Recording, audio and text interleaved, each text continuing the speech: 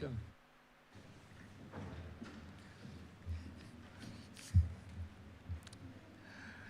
this sitting is resumed.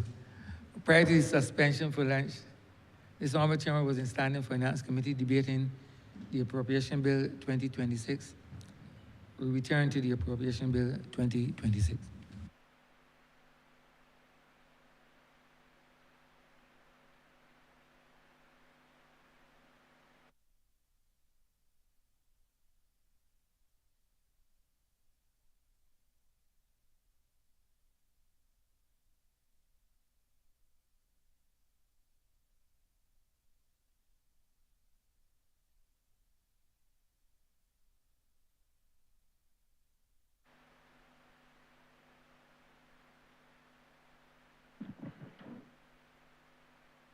Standing Finance Committee is now resumed.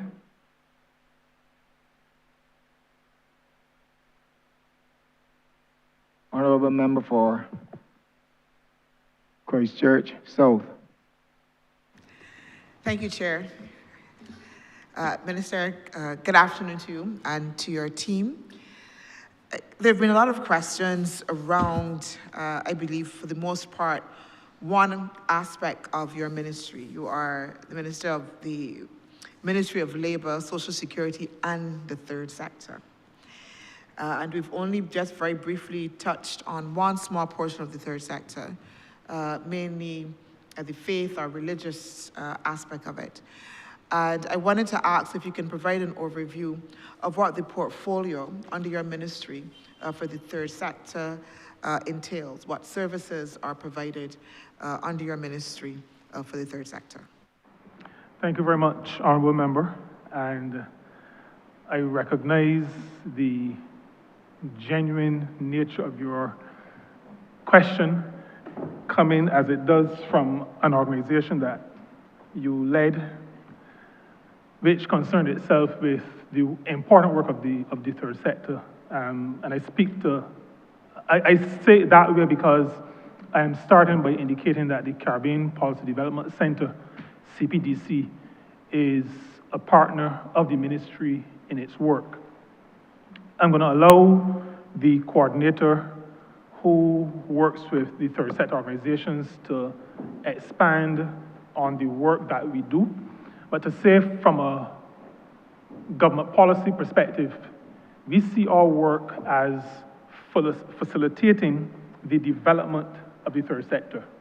It comes from a place that says it is not possible for a government and a government bureaucracy, so I'm saying two things, government generally, but a government bureaucracy to address all the issues that need to be addressed in a country. The way that I've said it over the years, not all of my officers like my phrasing of it, but I say that very often the kind of passion that comes out of those persons who start NGOs, CBOs, community-based organizations, civil society organizations, generally the third sector, it is not easy, and I'm not even sure if it's possible, to replicate the passion. And so, as a government, we would want to ensure, one, that those persons are able to achieve what they want to achieve, because many of these organizations are formed out of lived experiences. So, I have, I'm going to use something outrageous just to prove the point because I don't want to point to specifics, but I have an allergy to water. And it affects me so much that I start an organization to address the issue. Now, because it is my lived reality, what I put into it is not very easy to replicate, especially by those who don't have a similar lived reality. So that we see our responsibility as ensuring that civil society organizations, the third sector, are facilitated to the point where they can deliver on the dreams, the aspirations, the mandate of the organization. We also see our responsibility as building the capacity of those organizations to deliver on said mandate. And it is from that space that we see our work as facilitators. We are also aware that third sector organizations often reach into places and spaces that government agencies, government departments, government ministries cannot reach or cannot easily reach. There are many people who will be more open with persons from third sector organizations than there would be to a government official. People sometimes see government officials as trying to get into their business. Whereas in third sector organizations, people very often freely share of their experiences. And so we see the third sector as an important arm of the work of developing the nation and as partners in national development. And from that perspective, we have done a number of things in terms of capacity building and other areas, but I will allow Coordinator Farley to share some more detail about what we do as a ministry with respect to the third sector.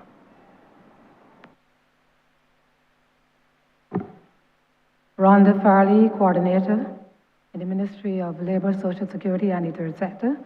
And following on from what Minister Jordan is saying, much of the work with regard to capacity building for this sector, the ministry has been working in collaboration with a number of partners. The minister mentioned the CPDC. We've also been working with the ILO. We've worked with the IDB. And more recently, we're working with ICAB, Business Barbados. So we've done a number of training programs to improve the capacity. We've looked at proposal writing. We've looked at financial management, risk management, governance, basic accounting. We've done a series on the accounting because we recognize that a number of the organizations are challenged in terms of their reporting to Business Barbados, CAIPO. So we've done that on an annual basis. We've also looked at governance also on an annual basis. We have done some additional work with the ILO in terms of looking at building sustainability. So the ILO has a program which they run through the Trinidad office, which speaks to building entrepreneurship. So we have been seeking to adopt a model similar to that for the sector, so charities and nonprofits then can build an entrepreneurial arm in terms of having a more sustainable outlook for the organization. We also have been working with ICAB, the Institute of Chartered Accountants for Barbados. As I said before, a number of the organizations have challenges in terms of reporting on their financials. So we have started a pilot program with ICAB where we offer at various levels assistance. So it could be free or you pay a nominal fee, or the ministry pays at the second level. The third level, that you pay a small fee to have your audit or your financials done. And we are doing that on a one-off basis, I say, because as you know, they're over, the last statistics we had from Business Barbados were over 2,000 charities and nonprofits. So we are trying to assist them in ensuring that they have their financials in order. This year, in terms of upcoming programs, we also be looking at the care economy in terms of doing, completing an assessment. That work is going to be done with the ILO to see what is happening in that sector. So that is what we'll be looking to do in the upcoming year, as well as to continue the capacity building efforts and to work with the building the sustainability across the sector, and the ILO Start and Improve Your Business program. Thank you very much. If I may add, Honourable Member, you heard the coordinator speak to the matter of entrepreneurship, working with the ILO.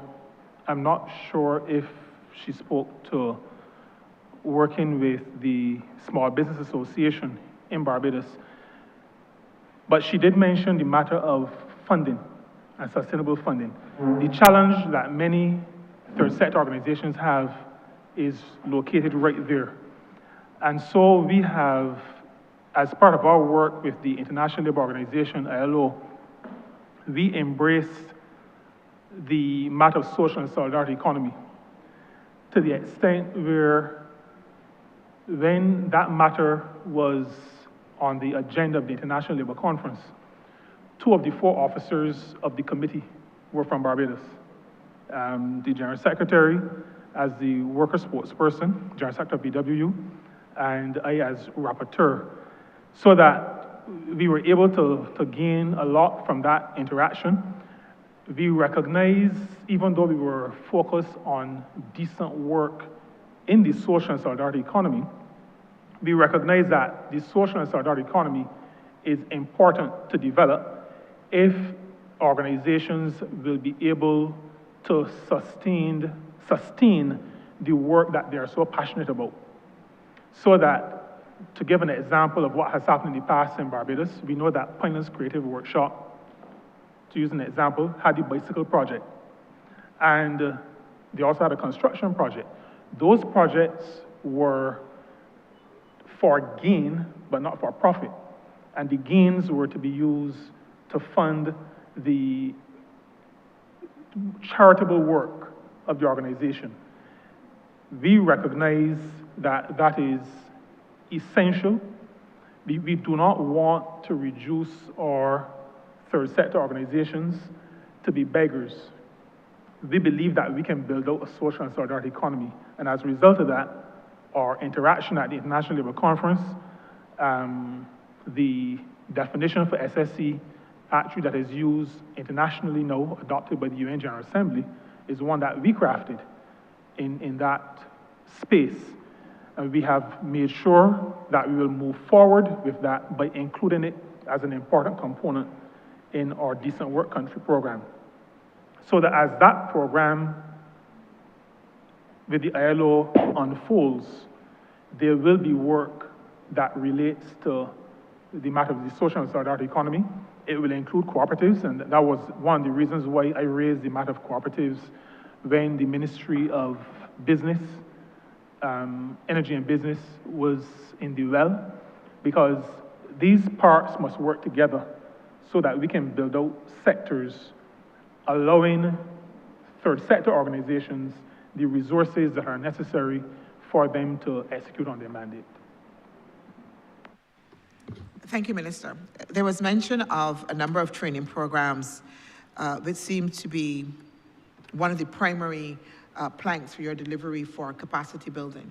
How are you actually monitoring and measuring the effectiveness of that and the extent to which there is substantive change then, again, in the capacity of the organizations you're serving?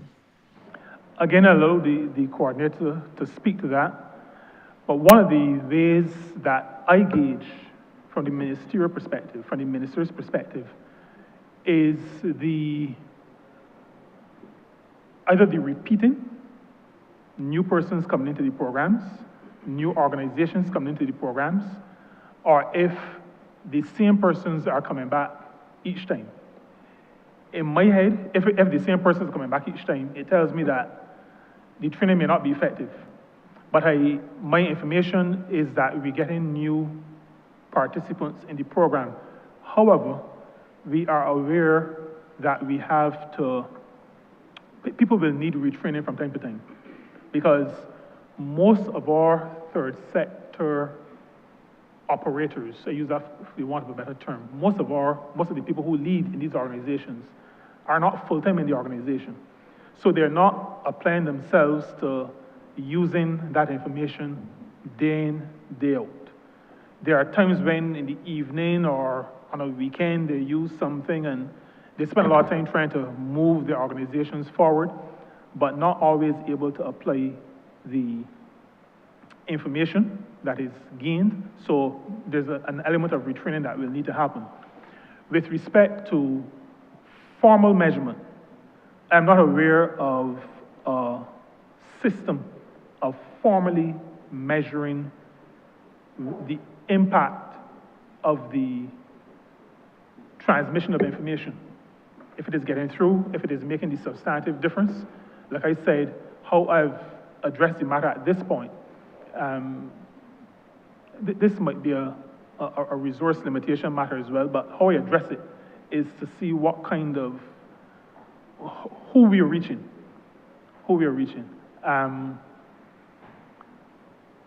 Measuring governance, for example, we will, and this is probably the only, well, governance and accounting as well. We intend to measure this, and we've been having interactions with what is now Business Barbados. There was a time in November or December of 2019, when pages of third sector organizations were listed in the print media to be taken off the record because they hadn't submitted annual returns for some time. And that was one of the reasons that caused us to develop a partnership with ICAB to make sure that these organizations, a number of them cannot afford a formal audit, but they need to provide financial information. And ICAB, the Institute of Chartered Accountants of Barbados, has been kind enough and gracious enough, as coordinator indicated, to, in some cases, for the very small organizations, produce the financials for free. And as organizations are a little bit larger, or a little bit more able to prepare those financials for a very small fee, in most cases, a nominal fee. And that has been working. The understanding that I have is that more organizations are compliant than used to be. And that is one of the measurements. But I go back to answer your question more frontally. We do not have a formal system of measurement. But I'll ask the coordinator to interject if there's additional information she can share. I just wish to add to what the minister is saying. In terms of the sessions, the capacity building that we've been doing, we've seen interest outside of the regular persons or organizations that would attend. We started off initially with some smaller numbers, and those numbers are growing. We tend not to, in terms of like, say, for governance or accounting, try to ensure that we select new organizations coming into the training and try to ensure too that the persons who are being trained are the persons who are dealing directly with the accounting or on the boards and so on specific. So we are seeing new persons, and we are also hearing from persons a keen interest in attending particularly the workshops, the face-to-face workshops that we have, right? And also, sorry, let me just add, because we started off doing some webinars with Business Barbados in terms of helping persons to understand what are their legal requirements and so on. And for those webinars, and the last one we did was with BRA as well, we've seen an increase in the number of persons. But as the minister said, we haven't done a formal assessment to measure. Thank you, Minister. If I can suggest that perhaps we need to work with CPDC a little bit more, and they can perhaps help to guide you just in terms of how to do that formal measurement. Many non-governmental organizations, because they have to raise 100% of their funds and have to be accountable to their funders, have to be able to report on the effectiveness of their program, and we should be able to do so. And I say that because I note that under this particular sub-program, Secretariat for the Third Sector Activities, and as you've alluded to, sorry, Minister, as the Director would have alluded to, you are looking to do some programs, I think, for this particular upcoming financial year, as you know, the Secure Economy Assessment. But you've moved from an approved estimate of just about 31,000 a revised estimate of about 55,000, and for this financial year, it's about 205,000. I don't know if an assessment covers that significant jump, so I would just like to understand what it is that you're doing, particularly if you're saying to me you're going to be offering more training programs that you haven't necessarily measured the effectiveness of. Well, I can't say anything different than I said before with respect to the measurement. What I would say is that we are intending to have more training, more capacity building. We will at the same time work to be able to assess the impact of what we both are doing, will be doing, but the impact of what has happened in the past. Not having that will not stop us though from continuing. So we see this as a walking and chewing gum kind of thing. We have to continue the capacity building because the third sector organizations we interact with have indicated to us that these are some of the areas. They have to write a proposal. So we see this in a very pointed way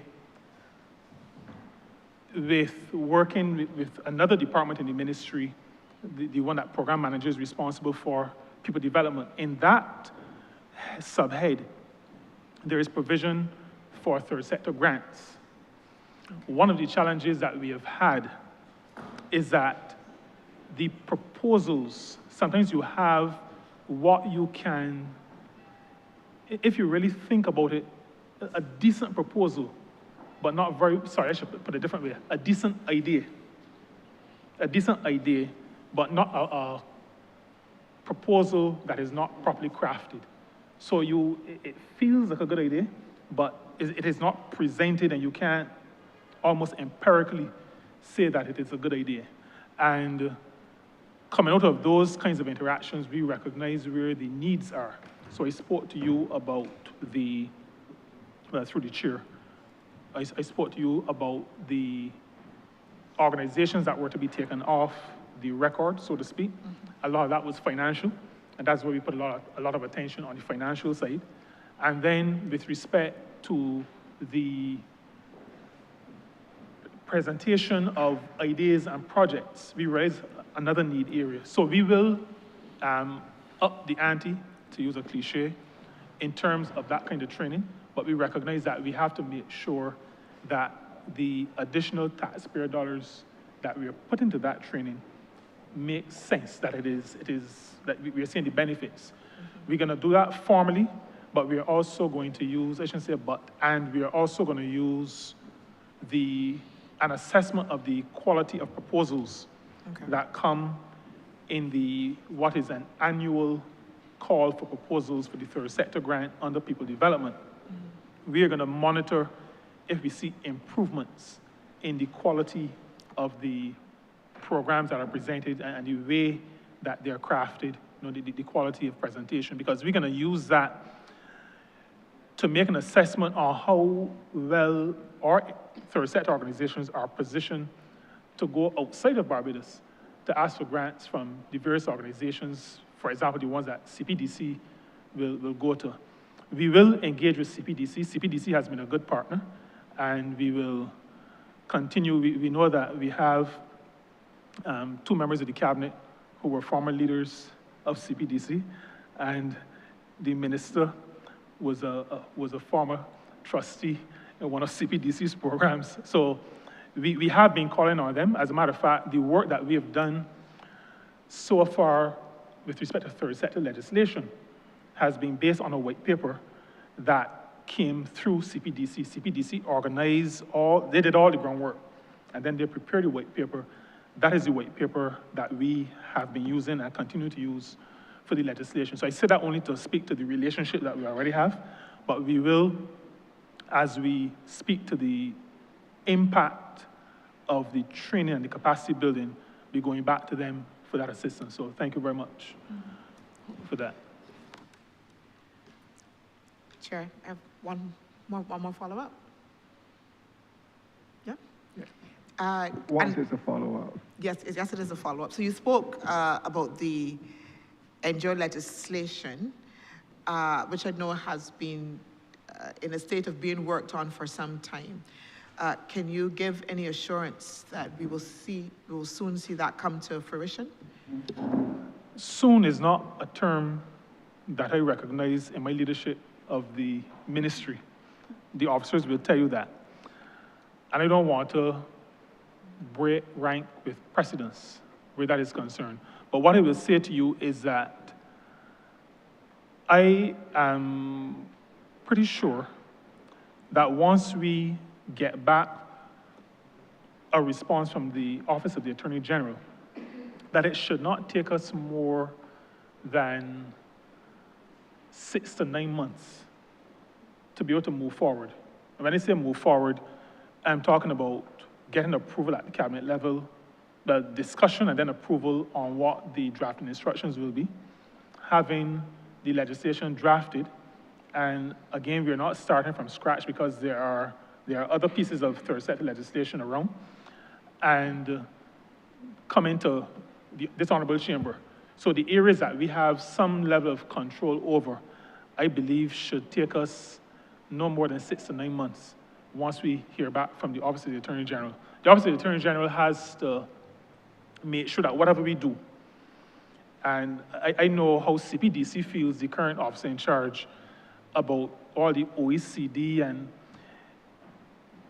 we have international organizations appearing to look the wrong places for certain things. Nobody ever launders billions or multiple millions through small non-governmental organizations. But we still have to adhere to all these rules that really apply to Rockefeller Foundation and Gates Foundation, and we ain't got none of them here. But the rules are kind of across the board. There is a rule number that that's not coming to my mind at this point. The officer in charge at CBDC calls it pretty often to me. But where we are now with the Office of the Attorney General, once we come back, I would say half a year, maximum 9 months, and we should have, so the aim is to have legislation before this chamber by the end of this calendar year. That's what I would say. I'm not sure if that qualifies honorable members soon, but that is, I prefer to use actual dates.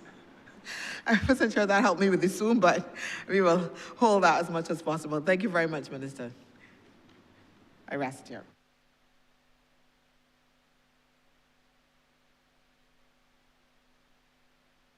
Thank you. Honorable member for St. Michael South.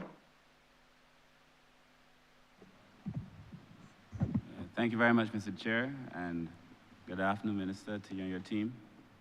And let me first begin by commending the grace and usual professionalism and depth and width of knowledge you exhibit on these matters, as well as your technical officers.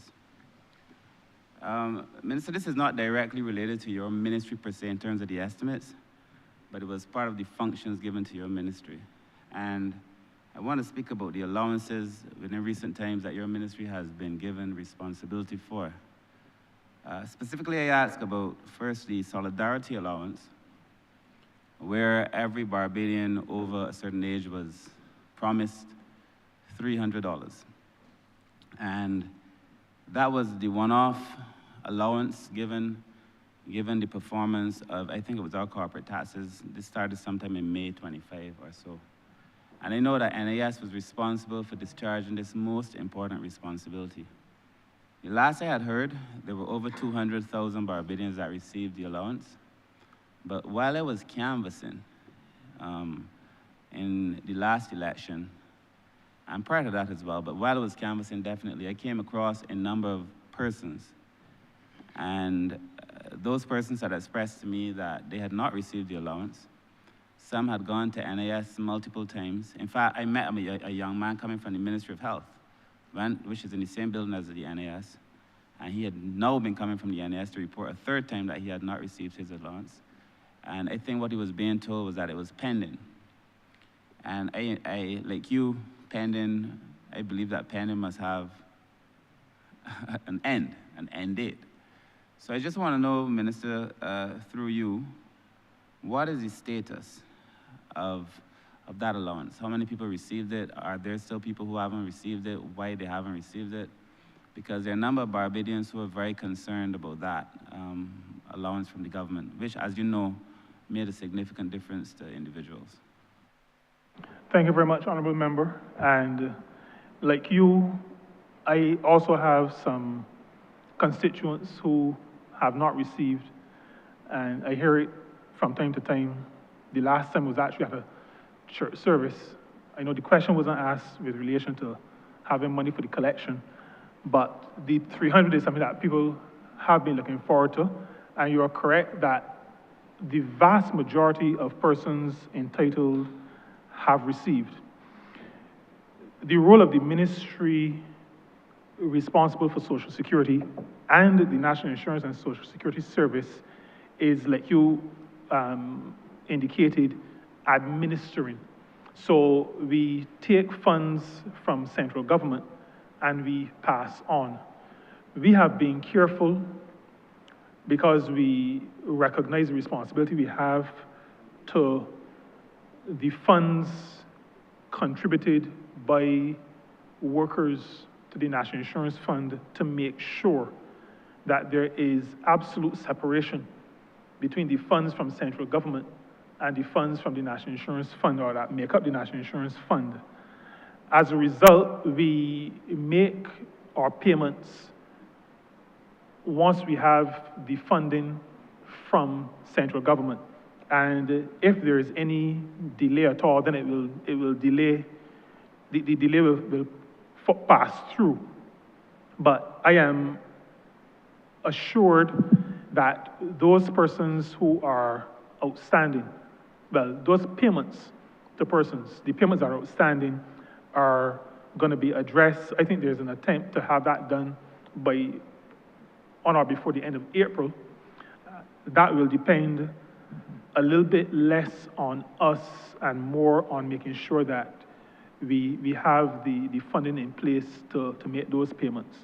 But there are small numbers of persons, of people, but we understand that even if it were one or two, those one or two people are entitled, they should have their funds, and as the intermediary, we will continue to work as hard as we can to make sure that we have those persons, we know who those persons are, and that we have the funds to be able to transfer the payments. Thanks, Minister. My constituents, I'm sure like yours, will be very happy to hear, hopefully by the end of April, all things being equal, that they will be compensated. Sticking to allowances, my other question, or grants, my other question now is in relation to something that's obviously very close to my heart, and I know to yours, which is the disability grant on allowances. Honourable Member, did I This hear is you a follow-up correctly? question, sir. Directly related to the grants and allowances. I thought I heard disbursed- the opposite. Huh?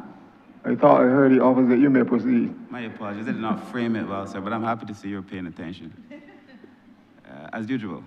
So, sir, the question that I'm asking, the follow-up question, again in relation to the fact that NAS is responsible for discharging other government revenue, is in relation to the special needs grants and allowance. When this grant was started, as you know, we wanted to disburse to persons with autism, disability, with Down syndrome, multiple sclerosis, cerebral palsy, and then we extended it. And I wanted to know, or I wanted through you, for you to be able to inform the public. To what extent has that been successful? How many persons have actually benefited from the special needs grant through your ministry? The concern that was expressed to me in my other portfolio, what I held, the Ministry of People Empowerment, was sometimes the time that it took between the application for the grant and the time they received it. So if through you, again, the country could be updated on the role, first of all, of the NASS in that particular procedure, but also to what extent have you been able to reach persons with disabilities that had been the persons who we wanted to benefit directly from that intervention? I'll allow the Chief Operating Officer of the National Insurance and Social Security Service to speak to the numbers, just to say that I think, like with most things, right at the beginning, so if my memory serves me correctly, this might have been October of 2024. Right at the beginning, we had some challenges. And with your help and your ministry's help, we were able to work through a number of them. So there were some delays initially. We had first to make sure that we had all the proper diagnoses. As a matter of fact, one of the things that caused the extension to other categories of disability were some of the challenges that came out of the initial phase where a person is not able to work. So we knew why we put it in place. I mean, Honourable Member, you led in that area along with Ministry of Finance. We knew why. So the question became, but I don't have one of these 4 disabilities, but I'm not able to work.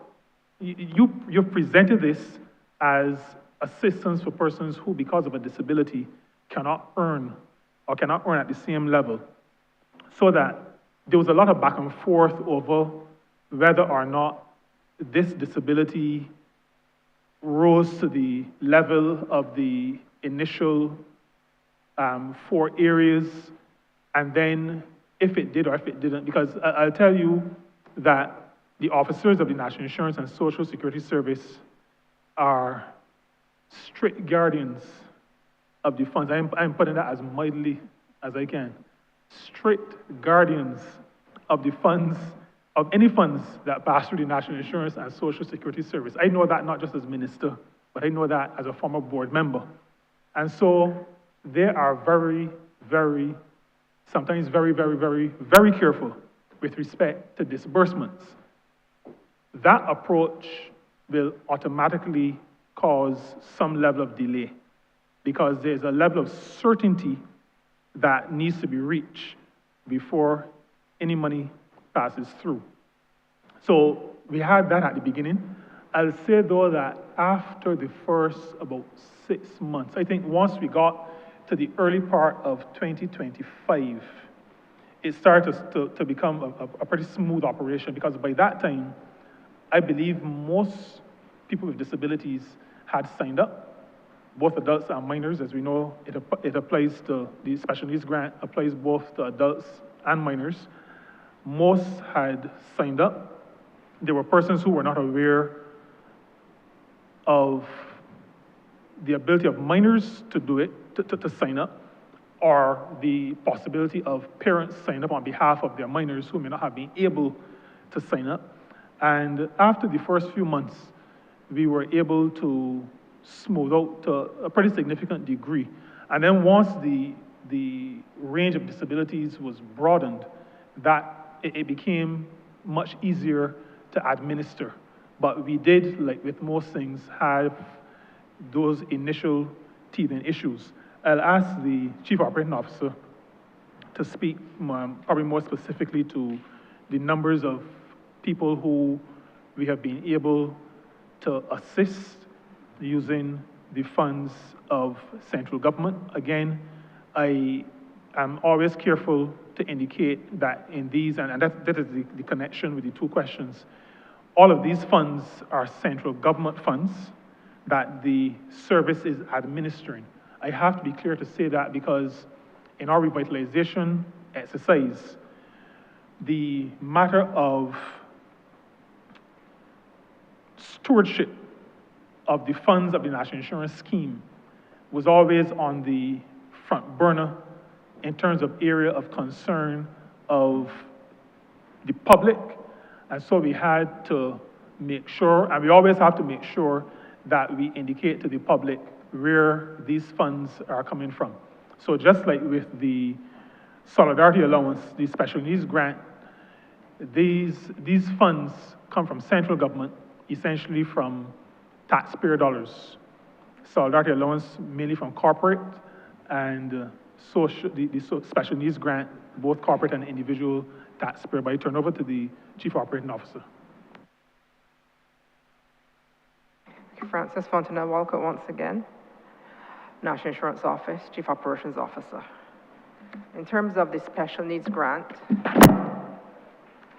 in 2024, we paid 744 recipients. 2025, 1,062. And up to this year, current pension period, which began today, we disbursed payments of 1,083 persons. And the breakdown of that, we disbursed to 625 minors, 458 adults, 745 males, and 338 females. Sorry, numbers are being lost. I'm very sorry, Chair. Yeah, Let's speak into the slow down a mic. The bit. numbers are being lost. Pardon? Sorry. Okay. 2024, 748 persons were paid. 2025, 1,062. And this year, up to this pension period, which began today, 1,083 persons. 625 minors, 458 adults were paid this pension period, this pension cycle. And the reason why the current number is important is because this grant is not a grant that stops unless it is a disability that you can get rid of or that goes away. So that the current number tells us where we've come from and where we are on a continuing basis. And that number will increase only as people with disabilities, with new disabilities. I think we're at the point now where only the new disabilities will come onto the table. Chair, I have no more questions. I just want to reinforce how important, I think, as obviously the minister has made it clear that he's aware, how important it is for us to discharge this responsibility with great efficiency. Because by and large, the persons that we chose to cover with the disabilities grant, as you said, have no other source, in many cases, of income, and depend on the regularity, the consistency, and the ease of being able to receive it in the first place, to be able to live. And so I think that has to be considered one of the great achievements, also of the NASS. Because after as you said, the initial bumpy period, I think there's been some regularity in relation to how people were able to receive these funds and making a significant difference to our most vulnerable. So thank you very much, Minister. I yield, sir.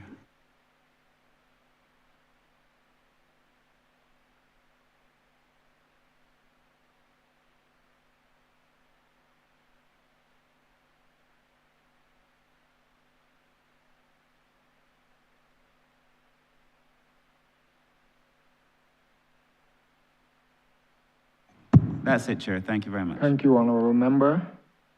Honourable Member for St. John. Thank you, Chair. Good afternoon, Minister and your team. Just one question, really. Last week, I had some queries from a couple of young constituents, and I just posited that question here. The farm labor program, is it still going? It may be called another name, but I know it as the farm labor program. Is it still going? And if so, what is the process to be able to get involved in the program? Thank you very much, Honourable Member. Your use of the name recognizes that you go back pretty far. We call it now the Seasonal Agricultural Worker Program, but a lot of Barbadians still recognize the Farm Labor Program, particularly persons in your age group and older. But that program is still going. I'm going to allow the director of the Barbados Employment and Career Counseling Service, under whose aegis it falls, to respond. But to set a little bit of the context, we, for the last maybe 2 years, have been living in a different world with respect to the view of people, their view of migrants, including migrant workers, including short-term or seasonal migrant workers. There was a time when Canada was seen as a place that was liberal with respect to its view on migration and its view of migrants and migrant workers. We have had what appears to be some level of a philosophical shift. Some people refer to it as that, but there are others who see it as a coming to the fore of what had been latent, that there has always been a discomfort with migration. Unfortunately, we see it sometimes in Barbados as well. And our full free movement and the response in some quarters to that speaks to that view. And then the comment that I refer to as one of the worst comments that I've ever heard in public life, ever so welcome it for a call. I think it's probably the worst comment that I've heard from any leader at any time since I've been alive. But that speaks to what we're seeing in Canada. And so you're going to hear the numbers from the director, but we continue to work to keep the program going. We have really good solidarity with the other countries in the Caribbean that are part of the program: Jamaica, Trinidad and Tobago, the OECS as a group, because the OECS operates as a group, more functional, it seems, than CARICOM is or appears to be sometimes. And they operate, we all operate together to make sure that the Canadian government understands how we view the program, how important it is. I will say on the, not the conceptual side, but the broader operational side, it is recognized by a lot of the farmers in Canada to be an excellent example of what government-industry cooperation could look like. So that every year, governments who supply workers, the Canadian government, which is the host country, and the farmers, those in the industry in Canada, come together and go through the contract so that the program benefits from having always an up-to-date contract. Whenever situations are changing, that has contributed to the longevity of the program in a significant way, because it is one that causes the program to be nimble, and we've had the benefit of being able to contribute because we sit at the table as equal partners. The Canadian government will chair the meetings, but we sit as equal partners, and we are able to have workers in Canada, not just in the seasonal agricultural worker program, but there's also the umbrella program called the Temporary Foreign Worker Program. That Temporary Foreign Worker Program has workers in horticulture, it has workers in meat processing, it has workers in hospitality.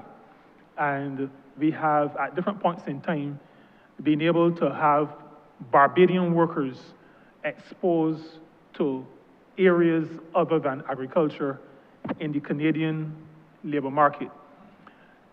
Before the director speaks, the last thing I will say is that coming out of the war in Ukraine, we've had a situation where the Canadian government, and this is, I'm veering away a little bit from agriculture into hospitality, but the Canadian government, because it accepted refugees, persons fleeing the conflict and the effects of the conflict, those persons have been prioritized because sufficient that they are already living in the country, that is in Canada. The Canadian government has sought to ensure that they do not become a burden on the state for the very same reasons that to people coming in. And so the Canadian government, we can see, is operating very cautiously where this is concerned, and we've recognized that a number of those migrants have taken some of the positions, particularly in hospitality, that Barbadian workers once took. But that notwithstanding, we have continued to make our voices heard at the very highest levels, meeting with ministers of government. I do that from time to time in Canada, and I do it every time there's an international labor conference. We speak to whoever is the minister from Canada who goes to the meeting, to make sure that they understand that we value the relationship. It is one that goes back to 1966. Barbados joined in 1967. So it is a program that is very, very long in the tooth, and one that has benefited all parties, Canada, the farmers, and Barbadian workers. I'll turn over to the Director of BEX. Thank you, Minister. Good afternoon, everyone. I'm Maureen Boyne, Acting Director of the Barbados Employment and Career Counseling Service. In terms of the seasonal agricultural program, as the Minister alluded to, we have seen some reductions in the numbers over the last 2 years in particular, and this is mainly to the global environment in relation to immigration and in most recent times, the introduction of tariffs. So what is not that you're not hearing about the program, but what is actually happening is that because there's a reduction in the numbers, employers are requesting what we would call repeat workers. So you don't have many opportunities for new workers to go on the program. So you're getting a lot of repeat workers because obviously the employers are comfortable with persons who know the farm and the operations and who are familiar with the process. So the whole element of having to train new people, that would not be an issue. So I can share with you some of the numbers. In 2024, we had 102 workers under the seasonal agricultural program. In 2025, we had a decline and saw 86 persons. So far for 2026, we have seen a request for 59 workers. But we are not resting on our laurels because we realize we have to be strategic because, as the Minister said, it's a very competitive environment. We are competing against other Caribbean countries. But what we have done is being strategic in terms of looking further north, because one of the other factors is the unemployment rate. If the unemployment rate in a particular province is 6%, it means that they have to hire in-country. They can't hire persons from Barbados and the other Caribbean islands. So we've been looking at developing strategic partnerships, for example, with New Brunswick. So we have a new employer who we are currently processing workers for, and this is in the area of seafood.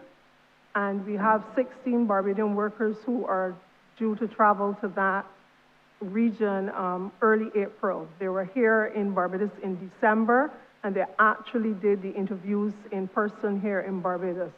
So even though in the numbers we're seeing a reduction, we know there is still scope for growth, and we are going after those provinces, going out in those areas where we know, yes, it may be a little further out, a little colder, but where we know there are opportunities there as well. In terms of the actual signing up process, it is pretty straightforward, and thankfully, what we have done through a mandate from Cabinet in recent times is to develop the Barbados Job Register. So anyone who is interested can log on to that website and they can register. And of course, you're free to come into the office. That's what we're here for, because we know that everybody's not computer literate. So persons can come in. The sign-up process is pretty straightforward, and we will say to you what are the requirements. Typically, for any employer, you need to have a clean police certificate of character. You have to have a valid passport so that you can travel, and we will walk you through the process. So I would say to anyone who is interested, even though the numbers may be down, sometimes opportunities come up quickly, and you have to move really quickly to place a person. So it would be good to make sure that you're registered with us and your application is in place so that if we have to call you quickly and move quickly, we can get that done. So the program is still here and around, and we're working hard to bring the numbers back up, but just using different approaches. Thank you very much. If I may add, I think I need to use this opportunity to commend the Ministry of Foreign Affairs and Foreign Trade. The Consul General in Toronto has been very active working with our liaison service in Toronto, well, based in Toronto, to help us move into some of these new areas. And I am using this public forum to express thanks to the Ministry of Foreign Affairs and Foreign Trade, particularly the Consul General for Barbados at Toronto. I also will use the opportunity, Mr. Chair, talking about the Seasonal Agricultural Worker Program, to say that my ministry has a zero tolerance for anybody who misbehaves in the market, that is in the overseas place. So I say misbehaves, that is not necessarily only from the employer's perspective, but from after our investigation as well. And I'm speaking almost specifically to drug use. It appears to us that in spite of what we say in our orientation, there are some persons who believe that because of the liberal view in Canadian society with respect to cannabis use, that Canada is a place of freedom when it comes to smoking. I think I use this opportunity because it is public, and I hope that beside the orientation, I can get the message out. There is no employer, as far as I'm aware, who allows smoking of cannabis or work while under the influence of cannabis, smoked cannabis, to work. And because of the challenges with the program, the ministry that I lead does not have, not that we would otherwise, but we do not have any bandwidth to allow for misbehavior. So we do not allow 3 strikes and out, right? Once you strike, you're out. And that is how it will continue to be. And the reason for that very strict approach is because it is very easy to destroy a program like this, or destroy our opportunity for participating in a program like this. I say that because we used to think in the English-speaking Caribbean that our first language of English was a significant advantage. We have come to realize that there are farmers whose first language is English, second language is French, and they are very, very happy to employ only Mexicans or only people from El Salvador or Guatemala, so that we have to make sure, we have to guard the program. And I'm appealing through you, Mr. Chair, to those who would want to participate. So I say to the Honourable Member for St. John, through you as well, those persons who would want to participate, just let's make sure that they know that this is a program we value. It has brought significant advancement to many people in Barbados over the many years from the late 1960s when we were involved, and we have to guard it very, very carefully. I've said to the officers that they are not to accept name dropping, because we know how things work in Barbados. It's a small place. I have given them the authority, I don't know if I had to, but I give them the authority to ignore name dropping, so that it doesn't matter who sends somebody. If they're suitable to be considered, they will be. If they are not, they will not be considered, regardless of who sent them. And I send that very publicly in this place to everybody who wishes to hear. Thank you very much. Final question. Minister, I assume that the process is gender neutral, correct? You will have to explain, Honourable Member, what you mean by a process being gender Females neutral. and males are sourcing the program, or is it only males? No. Females and males, men and women are allowed into the program, unless there is some specific request from an employer. Now remember that we do not determine at the ministry who is employed. We have a role to play in screening. Some employers, well, there may be 1 or 2 who will allow us to select, but generally speaking, employers will either come here, as Director Bowen said, or in some cases have done it electronically, over the internet, over Zoom or some other platform. So generally speaking, the employer determines who the employer wants. I have not become aware of any situation so far, at least in my tenure, where we've seen discrimination on the basis of gender. Thank you, Chair. I yield back.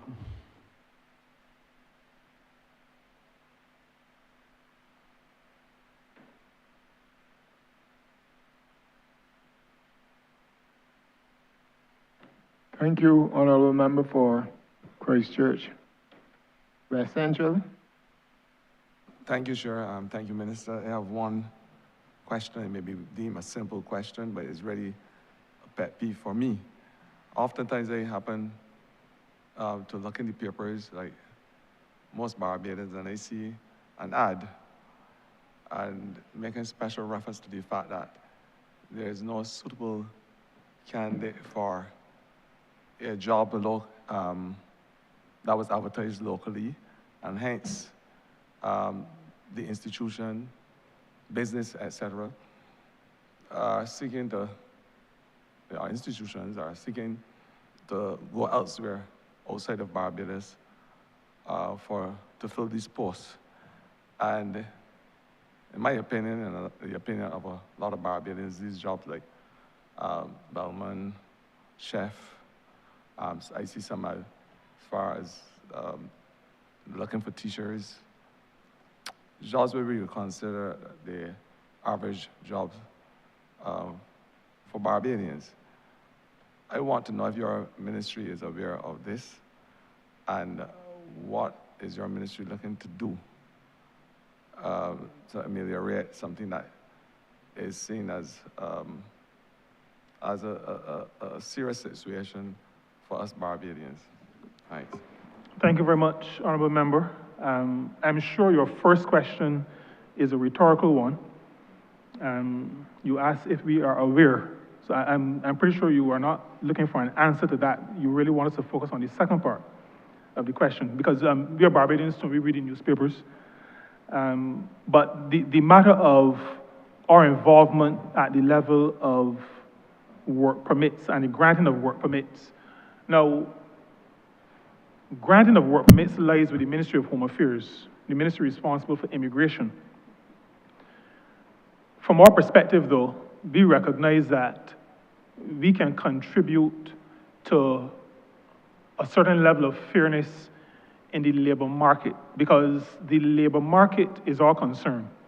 While the issuing of work permits does not fall within our purview, we still have a responsibility to make sure that we have an efficiently functioning labor market. And labor market means exactly what it is. Any other market, a market for fresh produce or for meat or for whatever, you want to be functioning effectively. The same goes for the labor market. I explained a little bit because sometimes we use terms, and I am pretty sure that not everybody understands what we mean, because we get into our little circles and use these terms. But the demand for workers is demand. The supply of workers is supply. That's what creates the actual market. The ministry that I have the honor to lead is responsible for ensuring that there is a well-functioning labor market, so that people who want work can get work or have opportunities to get work, and people who are looking for workers can find those workers. Now, two things with respect to work permits.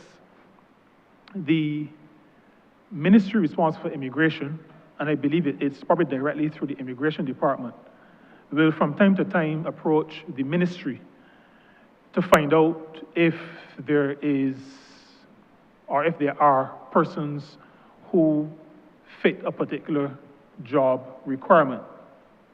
And once the ministry is in receipt of that kind of request, we act to make sure that we get back to immigration and to give them the information. However, we recognize that there was some level of inefficiency where that was concerned because you have sometimes to go back through paper or email applications, and that is not conducive to good information or speedy delivery of information. And so the establishing of the Barbados Job Register is integral to facilitating a well-functioning labor market. We have called and we continue to call, and I use this opportunity to call again for persons who are seeking employment. It doesn't have to be looking for your first job. It could be that you are in a job, but you want a job in a different area, or you're in a job that it is not the area that you studied for, but you took it because you can't find none else, as we would say. All persons who are looking for employment, we invite to sign up with the Barbados Job Register, on the Barbados Job Register. We have, and I'll ask the Director Bex to give some more information on the numbers, but quite a number of persons have signed up, or you may have already, I'm not sure, but you can repeat. A significant number of persons have signed up, and with respect to employers, we have an increasing number of employers who are using the job register to find persons to fill vacancies. We recognize that many employers get overwhelmed with once they put an ad out, with the number of applications that they get. So the job register helps us to be able to sift through some of those, but with specific respect to persons applying for work permits, what the Barbados Job Register allows us to do is to have a platform that we can go to and identify persons who have indicated an interest in a particular area or who are qualified in a particular area, because sometimes, persons may miss the ad, or the ad may have been so small that you just went over it. But the Barbados Job Register allows us, when we interact with immigration, to be able to say to them, these are people, or we don't have anybody who's expressed an interest. When we set up the Barbados Job Register, we did it in association with the Immigration Department as well. All the stakeholders were involved, and at the Immigration Department, and I don't think anything has changed even with a change in minister, because this is really how it was built. The understanding is that a work permit will not be granted unless there's a search of the Barbados Job Register. I'll ask the Director Bex to just give an indication of how many people have signed up, how many employers we have on the platform at this time. Thank you, Minister. Good afternoon, everyone. Again, Maureen Boyne, Acting Director of the Barbados Employment and Career Counseling Service. The Barbados Job Register was officially launched in August 2025, the latter part of August 2025. By the end of February this year, we have close to 2,800 persons registered on the platform, 140 employers. And the whole purpose of setting up this platform was to provide a mechanism by which potential job seekers could register, submit their resumes electronically, post information on their skills, experience, etc. And so that employers, in turn, would be able to see that information, search for that information, and use it to fill possible vacancies. We have taken it a step further since that initial launch through a public procurement consultancy. We are currently still coming towards the back end of working with an overseas IT developer to develop what we will call like the second phase of the job register, where now employers can go on and they can actually post their vacancies in lifetime. We can use AI for job matching. we within the unit, BEX, we too can also post information on upcoming workshops, events, so that you have greater reach. So we're transitioned now into phase 2, where we would have sent notices out to job seekers, letting them know they can now log on and create a profile. Similar, the same thing for employers. So we have seen a pretty good response. A variety of sectors are now on the job register, including, I can name a few: construction, financial services, technology, retail, and hospitality. In terms of the job seekers, the 3 top areas are customer service, computer skills, and data entry. But our task now going forward, and we did a bit of it last year, well, not a bit, quite a bit of it last year. We were out there doing outreach, because like with everything, you have to inform the public. You have to keep people,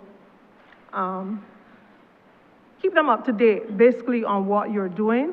One of the biggest catchment areas where we got a lot of applications was through the NIS, the unemployment section.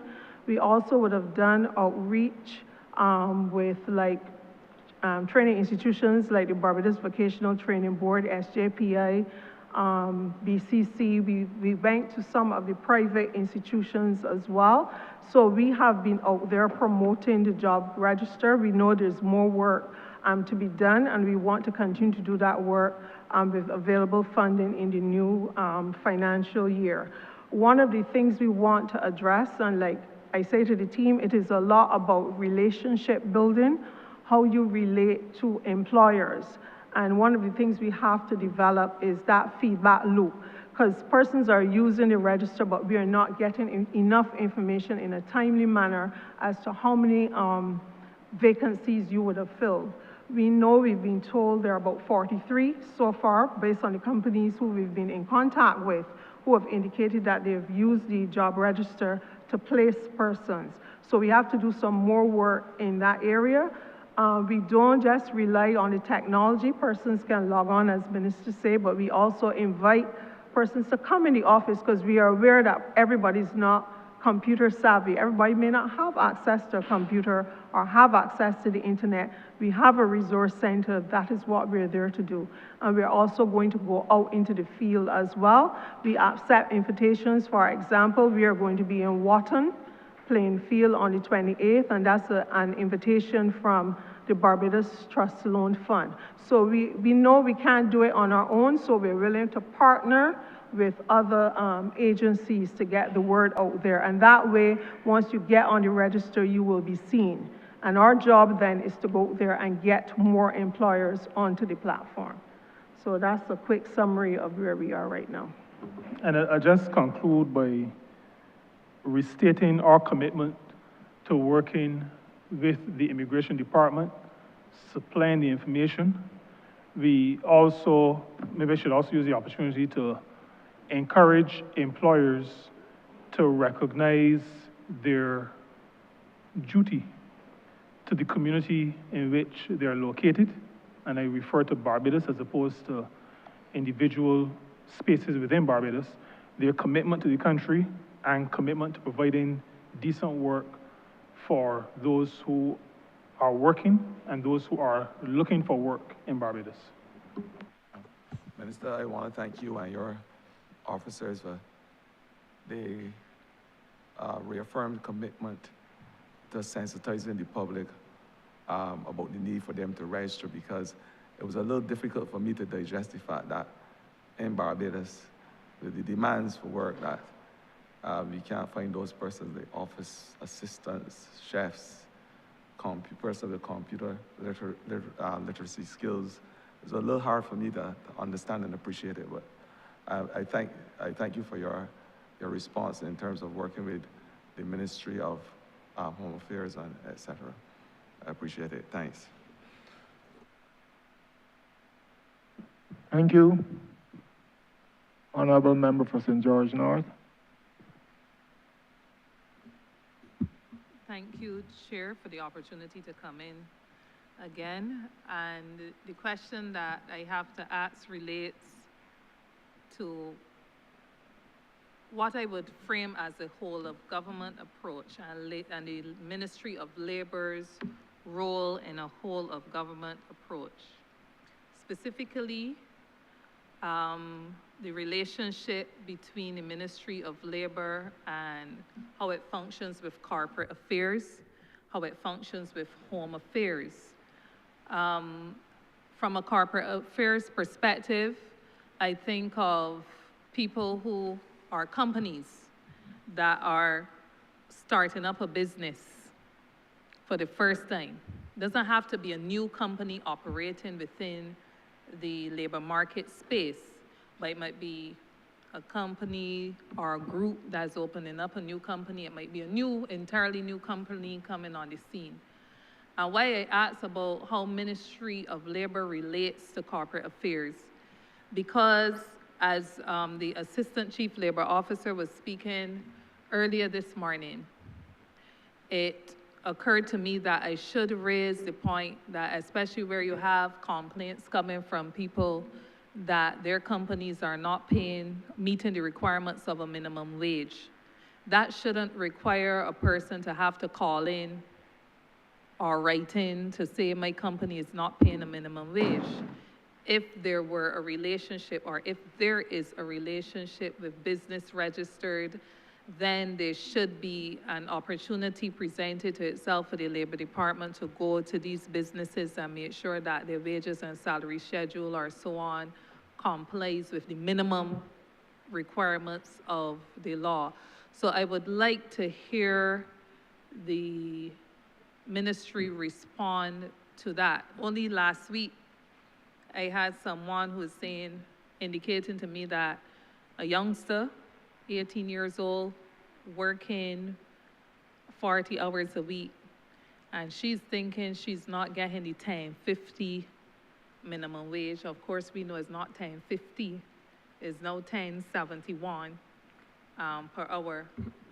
But working 40 hours and falling well below, less than $400 a week. So I would want to hear from the ministry how it relates to new business setups.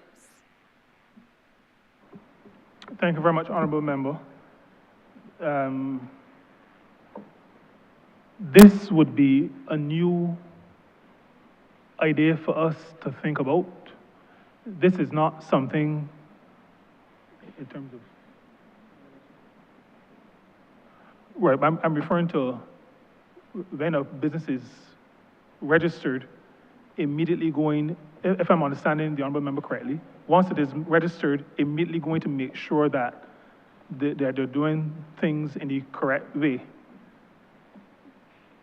Right, so at this point, we don't do that, even though we have a relationship with corporate affairs, but not at the level where once a business is registered, that we are informed so that we can go and check to make sure that they are doing what they're supposed to do.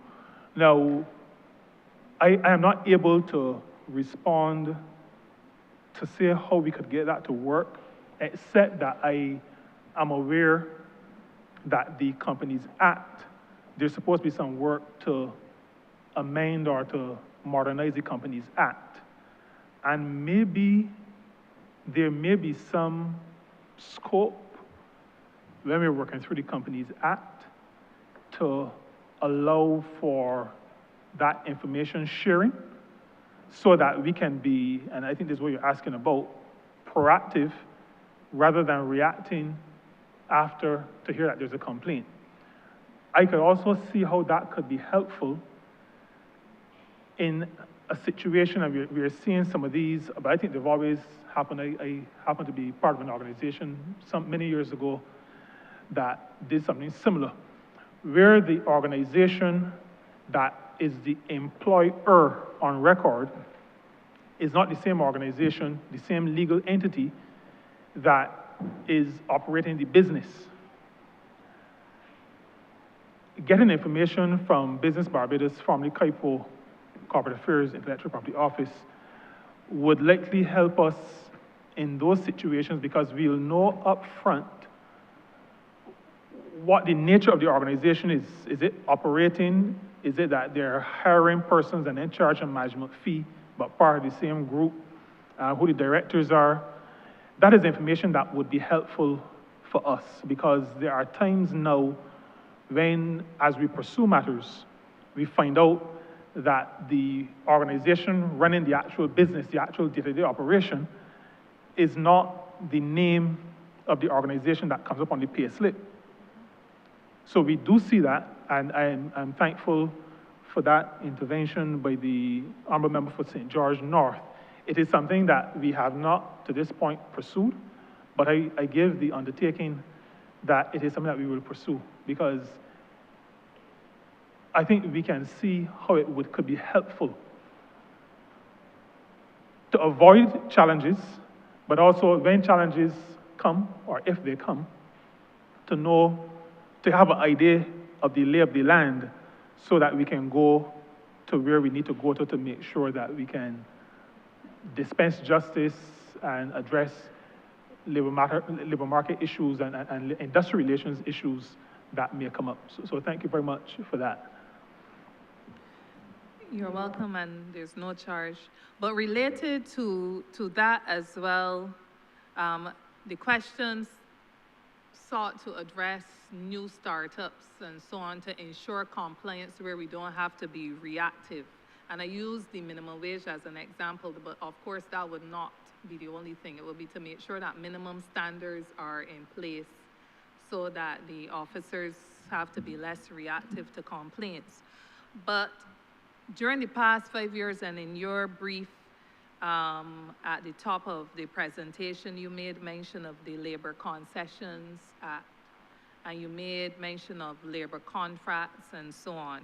We recognize that there's more that needs to be done on the labor contract side.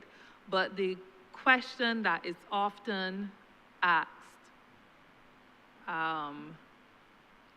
is whether or not, or to what extent, is the Labor Department actually monitoring to ensure that the provisions of those pieces of legislation, very recent, are being honored. In the case of the labor contracts, that where there is a contract being awarded to some person who is doing business on behalf of government, that that person is meeting the minimum standards in tourism as it relates to concessions, and in construction as it relates to rates, that they are meeting the standards. We know we have the provisions there, but how is it being monitored, or is it being monitored?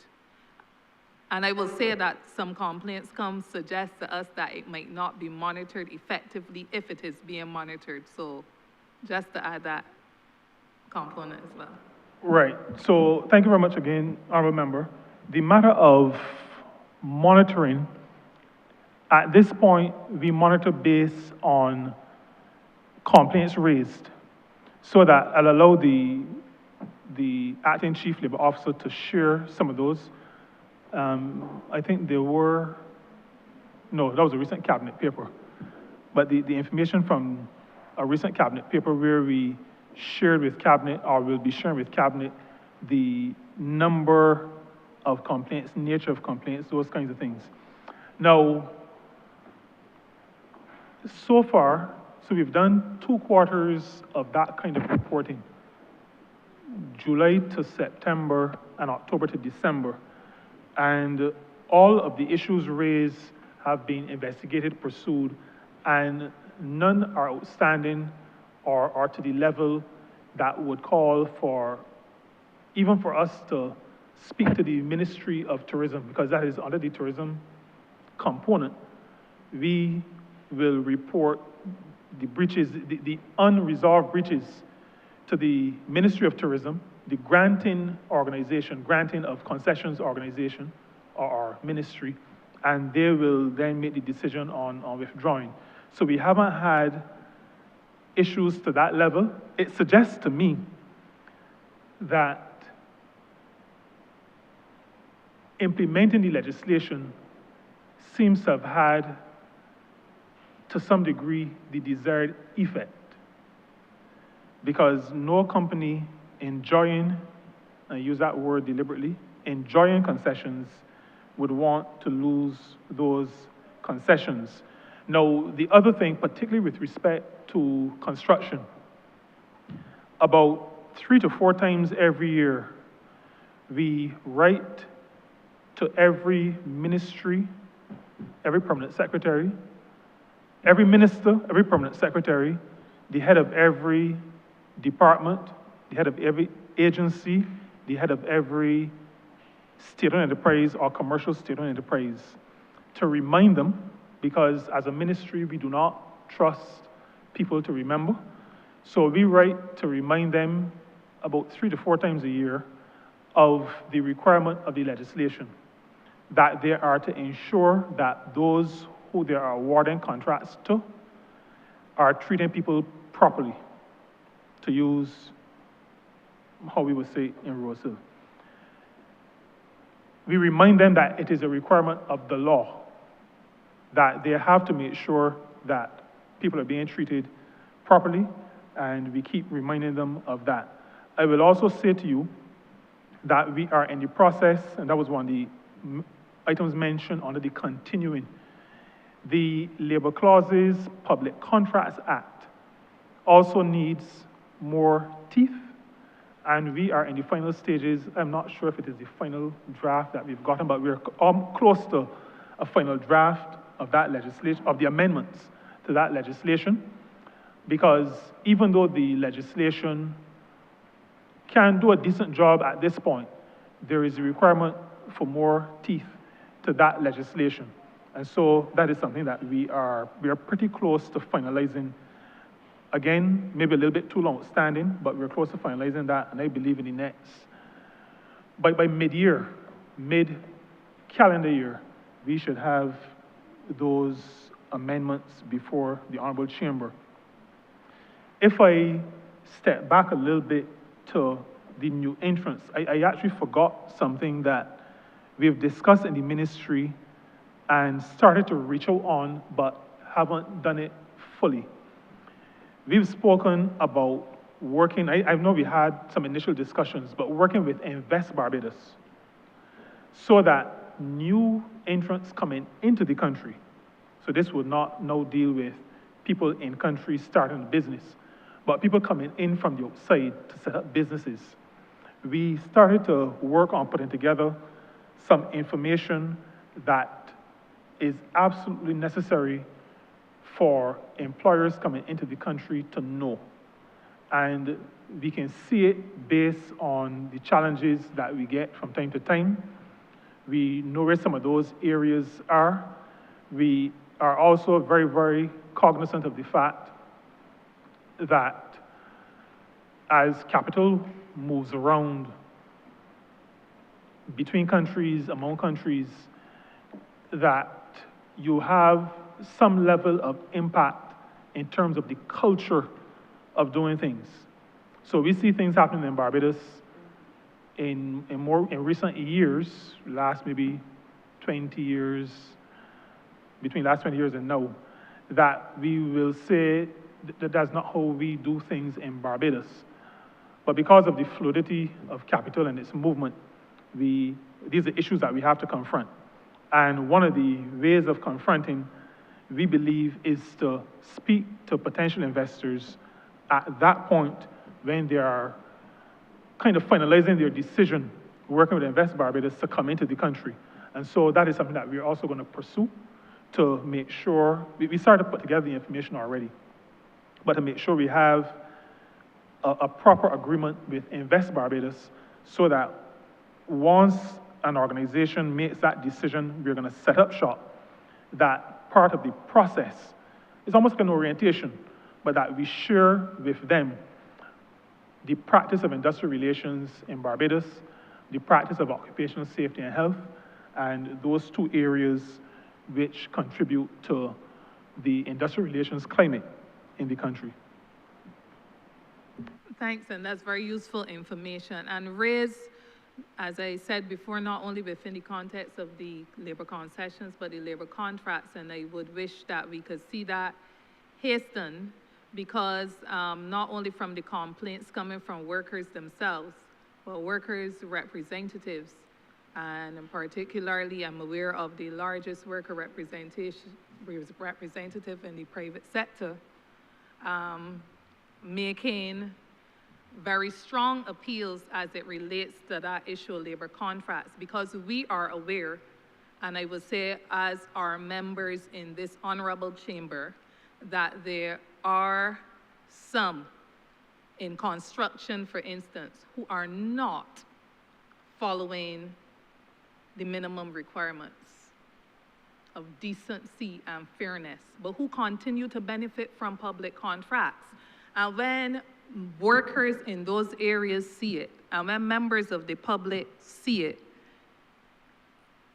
an issue, that particular issue raises questions around accountability, worker confidence in the labor market system, and it is recognized that there is exploitation of the system by employers who see the weaknesses and the cracks too, who see lack of monitoring and enforcement and timely resolution to things as an opportunity for them to go ahead and do it.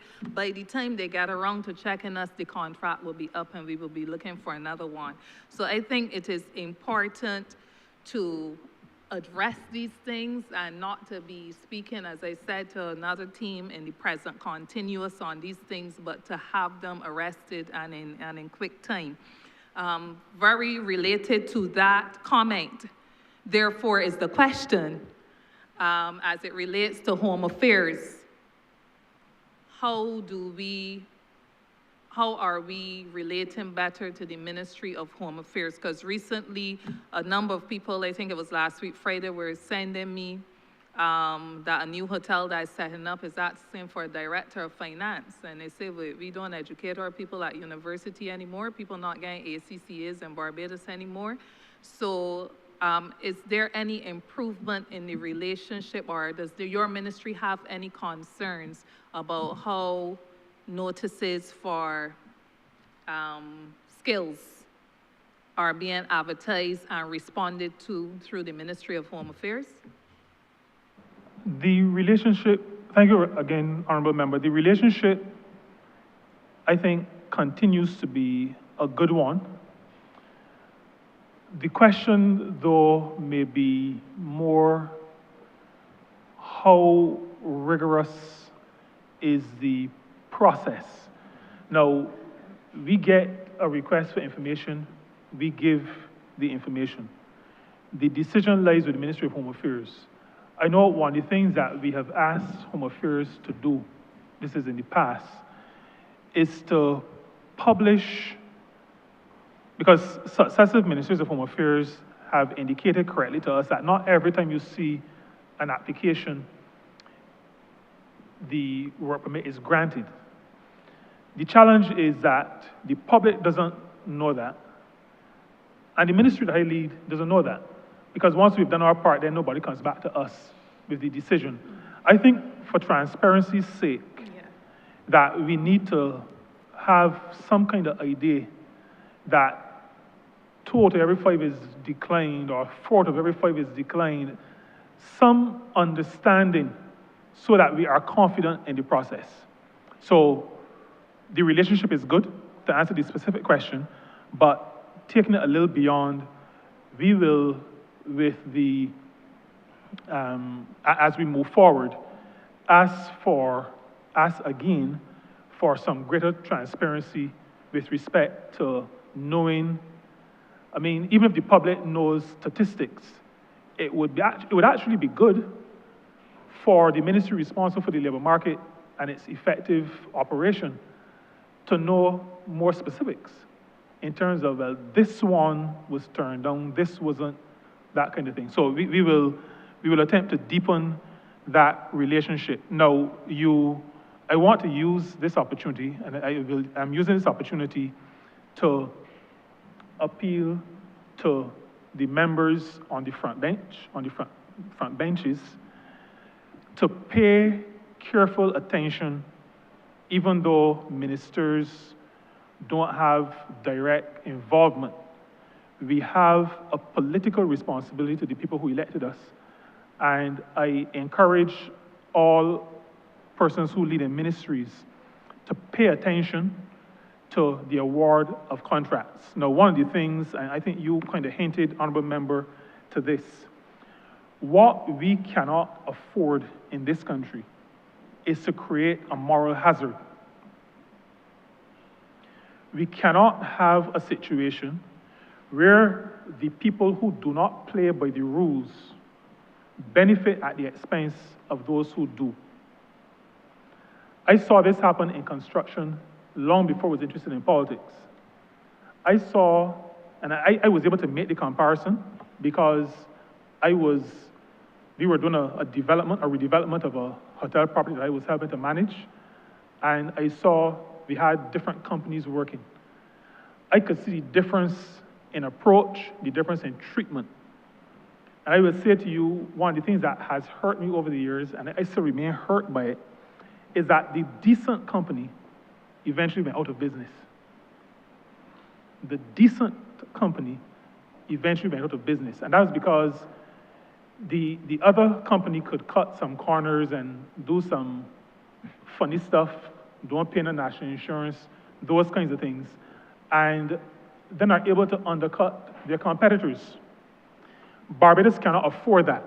And every head of agency, every head of SOE, every head of department, every permanent secretary, and every minister of government has a responsibility to make sure that the bad guys don't win. We have a responsibility so that when the ministry sends out those reminders, I am always careful to forward them, when I'm aware, I will forward them to ministerial colleagues because we have a responsibility to ensure good behavior in our country. I will share something that came to my attention and the attention of the National Insurance and Social Security Service. They are obligated never to make sure it never happens again. You will have construction companies who have 5 masons, 3 carpenters, a plumber, an electrician on staff. They will be paying them regularly and deducting and remitting national insurance. On a project, they will have 20 other masons, 30 laborers, many other persons working on the project. But when inspectors go, they will say, well, no, my employees have, no, they're under the Social Security system.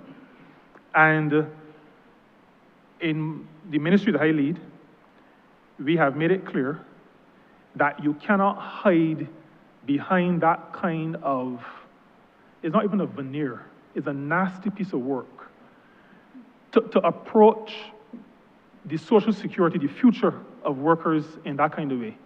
And I've made it clear to the Inspectorate and the Compliance Section at the National Insurance and Social Security Service that that is not going to be allowed to be a cloak to blind or to blindside our officers with respect to ensuring compliance.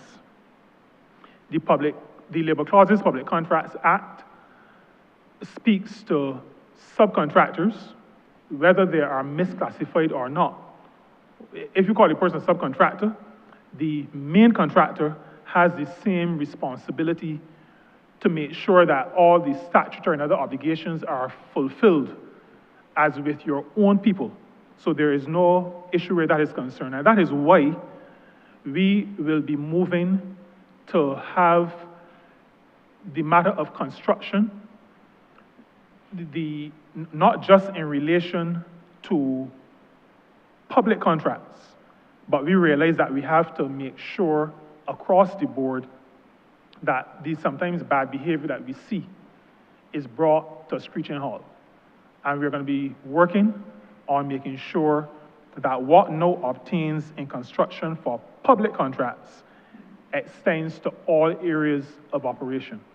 The National Insurance and Social Security Service have been mandated to make sure that we ensure that everybody who should be participating in the National Insurance Fund or contributing to the National Insurance Fund, participating in the National Insurance Scheme, do so. No excuses.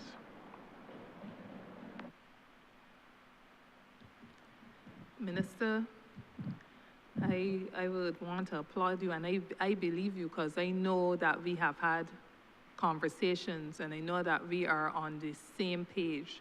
But the thing is, government moves too slowly in ensuring compliance. And I don't only refer to the Labor Department because ministries will know who the bad behaved people, to use your language, not mine, who the bad behaved people are. And we still keep seeing the bad behaved people. So then the good behaved ones feel like they could try a thing too. And then the system then diminishes itself to the lowest common denominator, and that's where the problem is in this country in too many respects. I personally, as a representative, don't want to see any of the bad behaved ones in my constituency doing any work for me. And I say that boldly because I know, like many of us in here, who the bad behaved ones are too. So whenever we raise the question, and this is my final follow-up, when we raise the question about an absence of skills in this country, this is where we find a disconnect, because we will hear that enough people, enough skills are not available, and people are saying they want to work, but they're not going to work under certain conditions. There's a lot of public mistrust in terms of what would be a genuine appeal to the country, that people have to update skills and so on. And it is all of these things that we were discussing, they are very much related. Like when you see all these advertisements coming out, and then there's no follow-up report so that you can say whether these things were turned down or not. When people see bad behaved employers benefiting from public contracts first and foremost and still getting through, when complaints seem to be for the Labor Department, the system for inordinate periods of times and people can get no recourse, all of these things come together to make people mistrust the system. And one of the reasons why I do this is to hopefully be able to help us to bring it together in a more seamless way, but it requires honesty and upfrontness and forthrightness from all of us, because all of us serve the same people in the same country who are being undermined. So in closing, I want to, on the jobs registry bit of it, I think is positive, is a positive step in terms of getting people to put their skills out there, getting employers to also register so that they can benefit from the skills. But I sincerely believe that enough is not being done to promote it. You don't launch something and it's new and you expect it's going to take off. And the numbers we're hearing is nowhere near where it should be, because we're emphasizing this is not people who are unemployed only and want work. But in Barbados, we have a serious problem of underemployment. And people across all levels of work should be encouraged that the jobs registry is the place, not a politician first and foremost when they have their meetings in their constituencies, but the job registry is the place that I should submit my CV, where I will have decent employers on the other side that are looking to give decent work to decent and productive workers. So we hope that we would be able to see this. And so my recommendation is not only when trust loan, the trust fund invites and so on, but we have to aggressively go into some PR to make our citizens aware that this opportunity is available to them, and that is both employees and employers, so that they won't have, in the case of employers, so that they won't have to feel that they have to waste space in a paper advertising for positions that cannot be granted because we have the skills here in Barbados. So that's where I would want to close. Thank you very much, Honourable Member. And just let me say that we commit to doing more with respect to the marketing.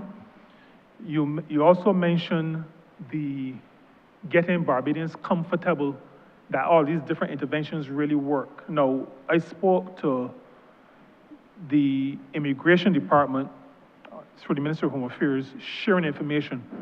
But I also have to say, because in our ministry, we tend to be very real with ourselves, and we accept our responsibilities.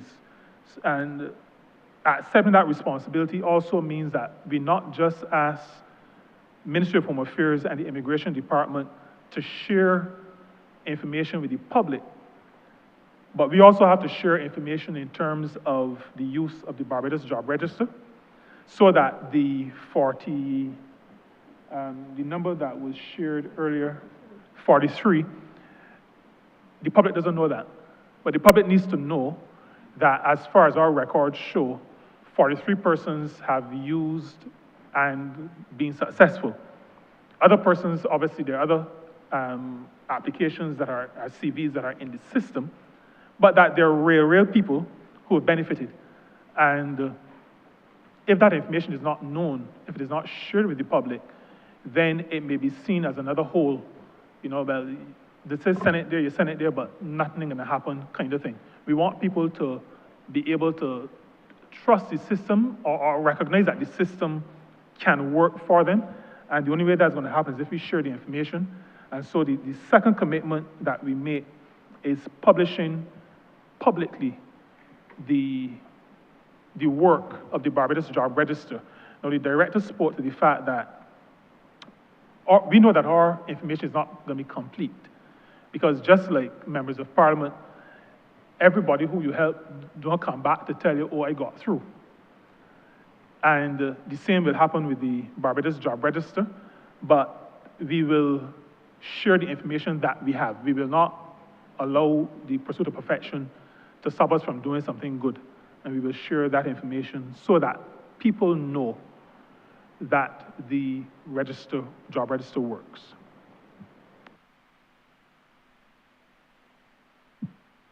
Thank you, Honourable Member. Thank you, Honourable Minister. We will now take Christchurch South. Thank you, Chair. Which is the final person in this debate, after which Minister will come back to you and allow you to do your wrap-up for 5 minutes. Thank you, Chair. Minister, on behalf of the Honourable Member for St. George North, let me thank you for those commitments that you have made in respect of the job registry. Yes, you didn't give any timelines, but we note the commitments.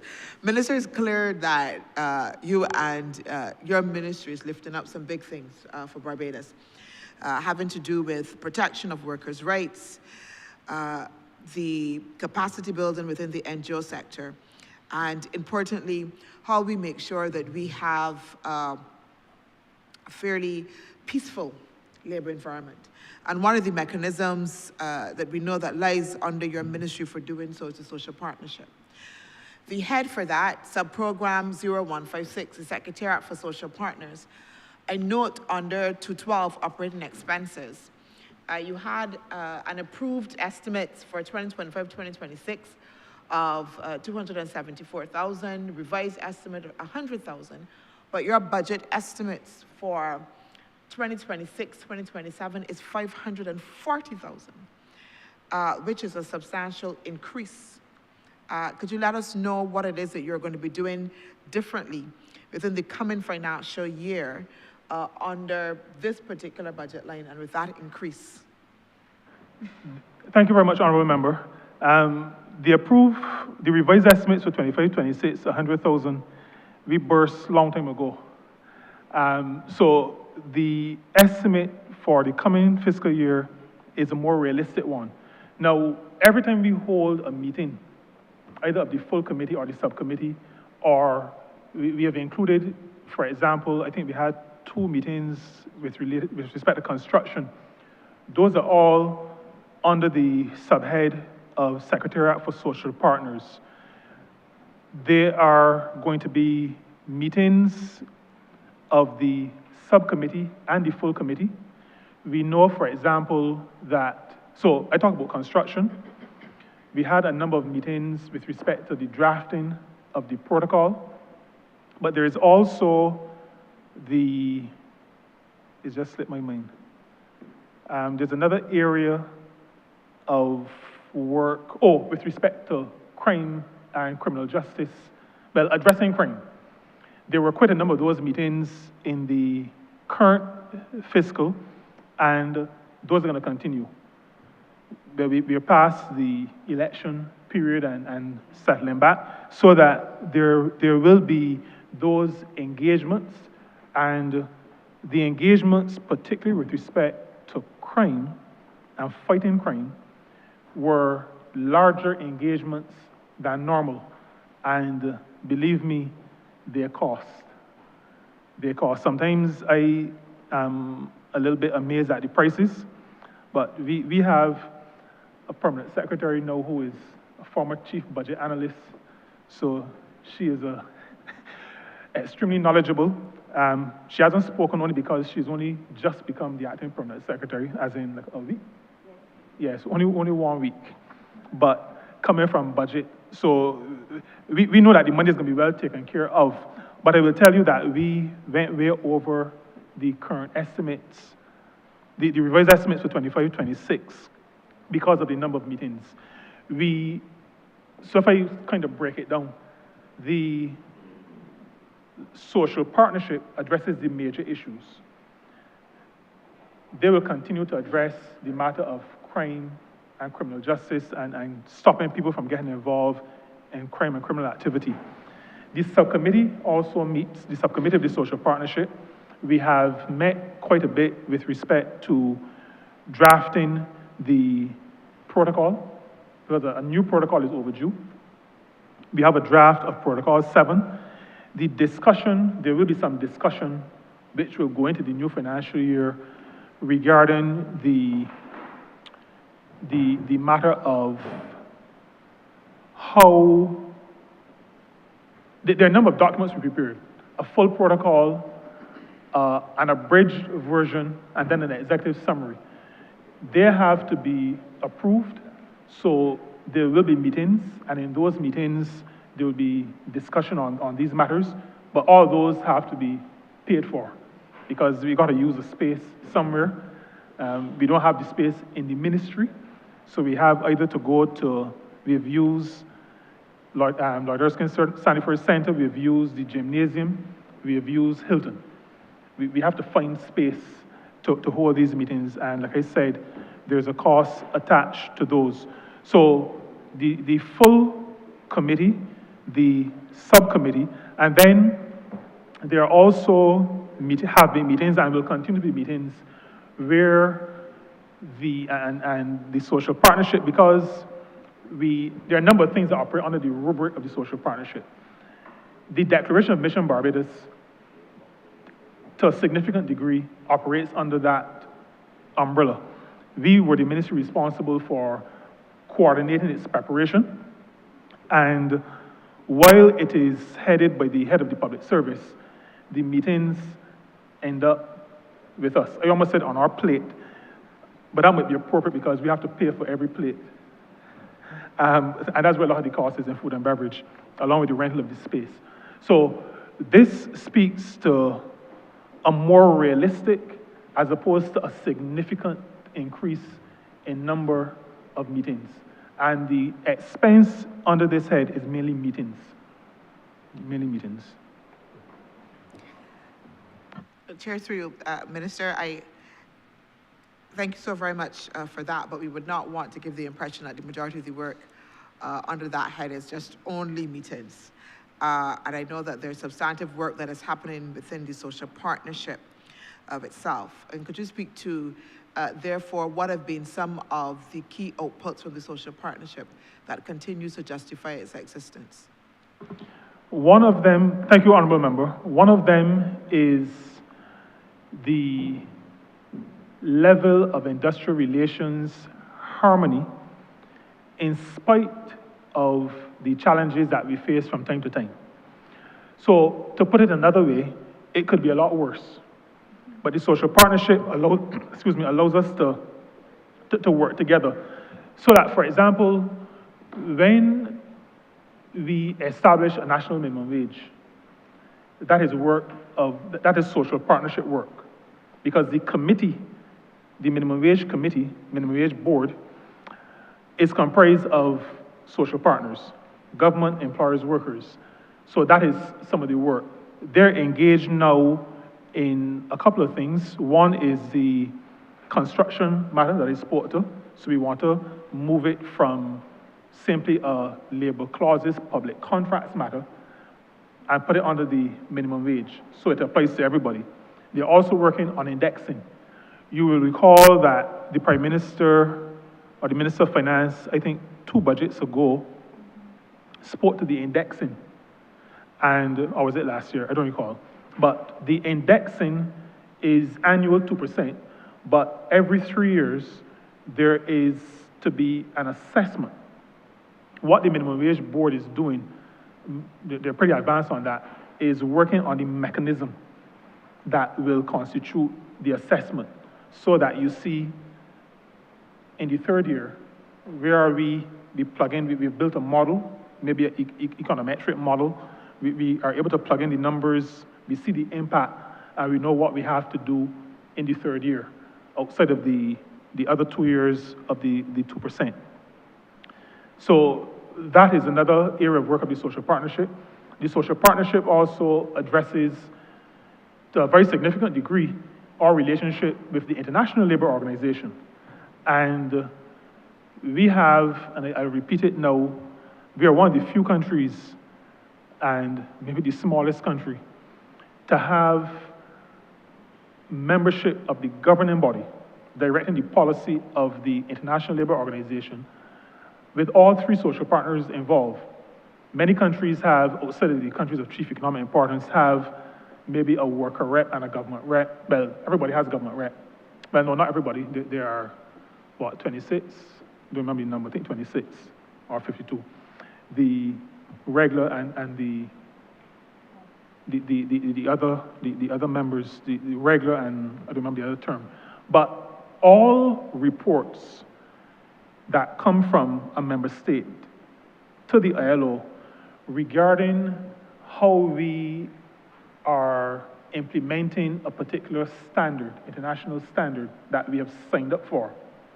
All of those reports are deliberated on and approved by the social partnership, not in the full social partnership, but in a committee called, we refer to it as the C144 committee.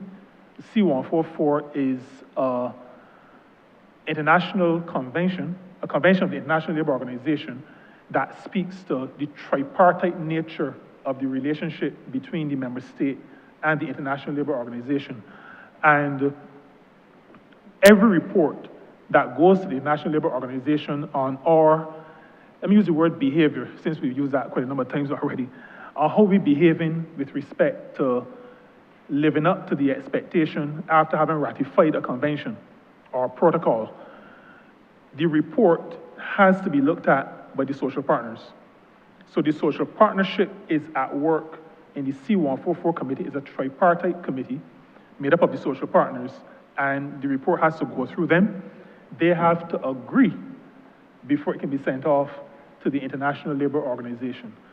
So outside of the areas that I referred to before, which are, we may consider areas of significant national importance, we did it with respect to the pandemic. We are doing it with respect to crime. We are doing it as well with respect to construction.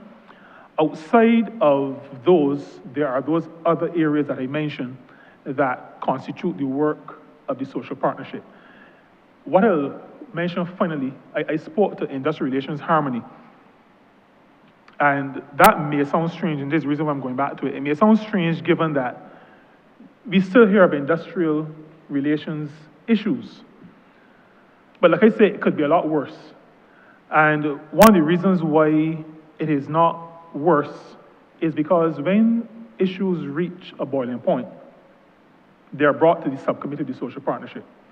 So I know, for example, and the Honourable Member President George North will remember, there was a very, an essential service, which just before Christmas, I think of 2024, said to us, and I chair the subcommittee of the social partnership, that this is going to boil over if it is not addressed immediately. Before I had a chance to say anything, not the honorable member for St. George North, but the General Secretary of the Barbados Workers Union said, and we will be with you. So I knew at that point that you got to put your foot on the gas. I had to put my foot on the gas to make sure that the relevant meetings were held so that we are able to keep the country together. And those are some of the areas where the subcommittee has, been able to intervene, make a difference. And at the level of the subcommittee, at the level of the full social partnership, at the level of the constituents, government, employers, and workers, there is never an expectation that there will not be tensions in the relationship. There will always be tensions in the relationship. The construct of the social partnership allows us to handle those tensions, and even when tensions boil over to straight-out disagreements and even industrial action, it still allows us to use the mechanisms available to resolve the issues. But what we do is that, with respect to, I don't want to say regular, but I can't think of a different word, regular industrial relations matters, they go through the process, domestic level, then Labor Department through a Labor officer, then, if necessary, maybe escalated to the Chief Labor Officer, and after that, if it still is unresolved, to the Minister. That is a process, but there is also the interventions that happen at the level of the subcommittee of the social partnership. There have been situations where some worker organizations were not, and I think this is an appropriate place to say, were not being given time of day by some ministries, officers in some ministries, asking for meetings, not getting meetings. The role of my ministry, myself as chair of the subcommittee, is that once we leave those meetings, we make immediate contact with the relevant ministries and we say, this has been brought to the attention of the subcommittee of the social partnership, you are to have a meeting. And then I speak not as minister responsible for labor, but as the chairman of the subcommittee of the social partnership. So we've been able to head off what could potentially have been significant issues through the work of the social partnership. But the work of the social partnership, and the protocol speaks to this, the role of the social partnership does not stop, negate, diminish the work of the Labor Department. The Labor Department still has its work, but the subcommittee of the social partnership addresses matters that could become major national concerns. Thank you for that, Minister. My final question, and I thank you for that final comment in terms of, I guess, that relationship between the Labor Department and the social partnership, because that was something I wanted to interrogate a little bit further. But I'll move on from there, though. You talk about that issues of tension, and it could be even worse. And the world is turning, a little bit oddly at times. As workers become more educated, as businesses push even further for leaner operations, and look for, in their eyes, perhaps the cheapest labor, those tensions, I suggest, become even a little bit more strident. So how are we intending to strengthen then the social partnership even further? I mean, this is a mechanism that we've been using for some time. So are there any plans for us to make sure, again, that it can continue in its relevance by strengthening it in any way? The strengthening will come out of the matters that it addresses and delivers on. I do know that the ministry responsible for economic affairs, which is also responsible for productivity, will, and I think the member may have mentioned it this morning, but the ministry will be working in the area of productivity. Now, that productivity is an area that the social partnership applied itself to I think it was probably before the onset of COVID. So I believe it would have been in 2018 going into 2019. Working on productivity is a matter that the social partners will be taking. It is included in the draft for Protocol 7, but it is a work that the social partnership will be engaged in. And that is because to agree on measures and targets and what it is we're going to do requires that government workers and employers are on the same page or on a similar page. So that productivity also impacts costs of doing business from the perspective of bottom line, because you're speaking to companies making decisions based on bottom line and where to go to get. Barbados is never going to be the cheapest with respect to wage rates. Our cost of living does not allow for that, and that is not a 2025, 24, 23 thing. This goes back many decades. Barbados has not been the least cost when it comes to wages. We will therefore have to differentiate ourselves on productivity. We will also have to differentiate ourselves in niche areas that are high value or higher value areas, so that the social partnership, as it addresses these kinds of matters, will focus on productivity, but they will also, as they participate in the People Development Advisory Council, because that is also multi-partite, including the social partners. As we look at the skill sector councils, as we look at the jobs and skills of the future, as we work with the Ministry of Educational Transformation and the Ministry of Technological and Vocational Training, we, as a partnership, working together, the social partners, will be putting our heads together so that we address the areas where we can have a comparative advantage, even if we don't have a competitive advantage. A comparative advantage from the perspective of the value of what we deliver. Just use an example, because I don't want to sound too it's not a complicated thing. We talked about, many years ago, Ceylon cotton. So there's cotton and there's Ceylon cotton. Ceylon cotton can command a higher return because of its quality, that kind of thing. That is what we're going to need to focus on, because we are not going to be price competitive with respect to the cost of a person's labor. Not with Latin America, Central or South, not with Asia. So there's always that risk of organizations moving their operations. We saw that, and I was a little boy at the time, with Intel. People still talk about Intel. That is something that we have to work on, but the social partnership is going to be important in helping us to work through the matter of productivity, how are we going to approach improvements in productivity so that Barbados remains competitive. So it will be a significant part of the work of the social partnership. And just maybe to add, there is no group of public officers that are social partnership officers. The ministry coordinates the work of the social partnership, of the various components of the social partnership. And coming out of that, there may be committees that are put together of social partners that are serviced by persons in the ministry. There's a servicing of, and this is not in my ministry, this is in the ministry, this is in the area included of the head of the public service.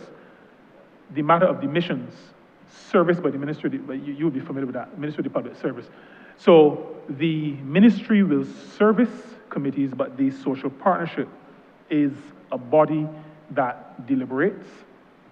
I'm not certain yet where BERT 3.0 will fall, but I know that social partners I think there's going to be a similar structure where social partners are part of the monitoring.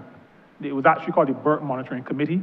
I'm not sure if that is what it will be called, but that function, again, will be done by social partners, but there will be a ministry. If it is not the ministry, including the head of the civil service, it will be the one that I have the honor to lead, who will actually service the ministry. And that is the reason why you see operating expenses, but you don't see statutory personal emoluments or OP or OPE in this.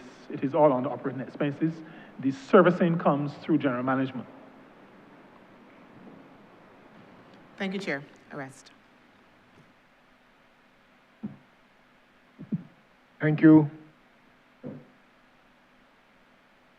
Honorable member, you do have 5 minutes to wrap up.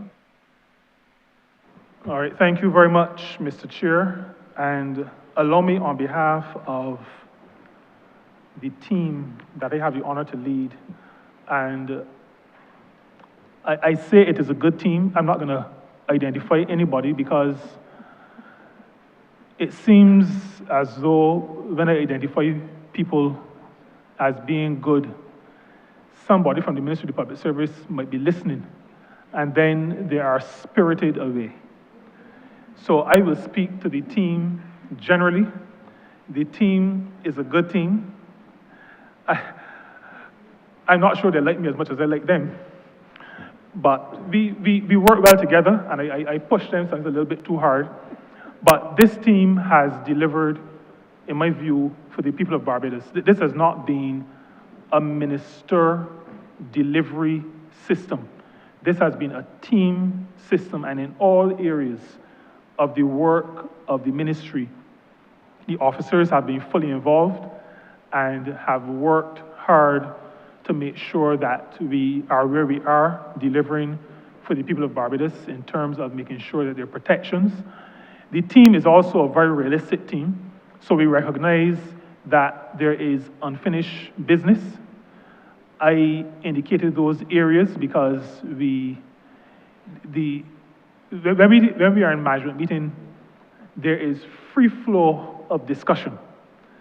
So it is not really minister and officers, it is everybody talking.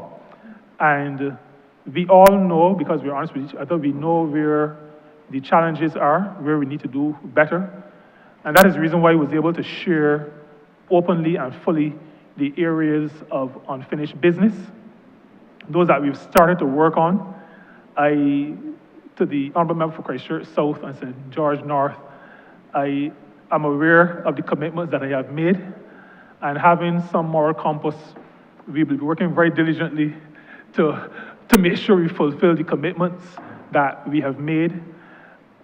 We have delivered in areas that relate to the protection of workers on the legal side.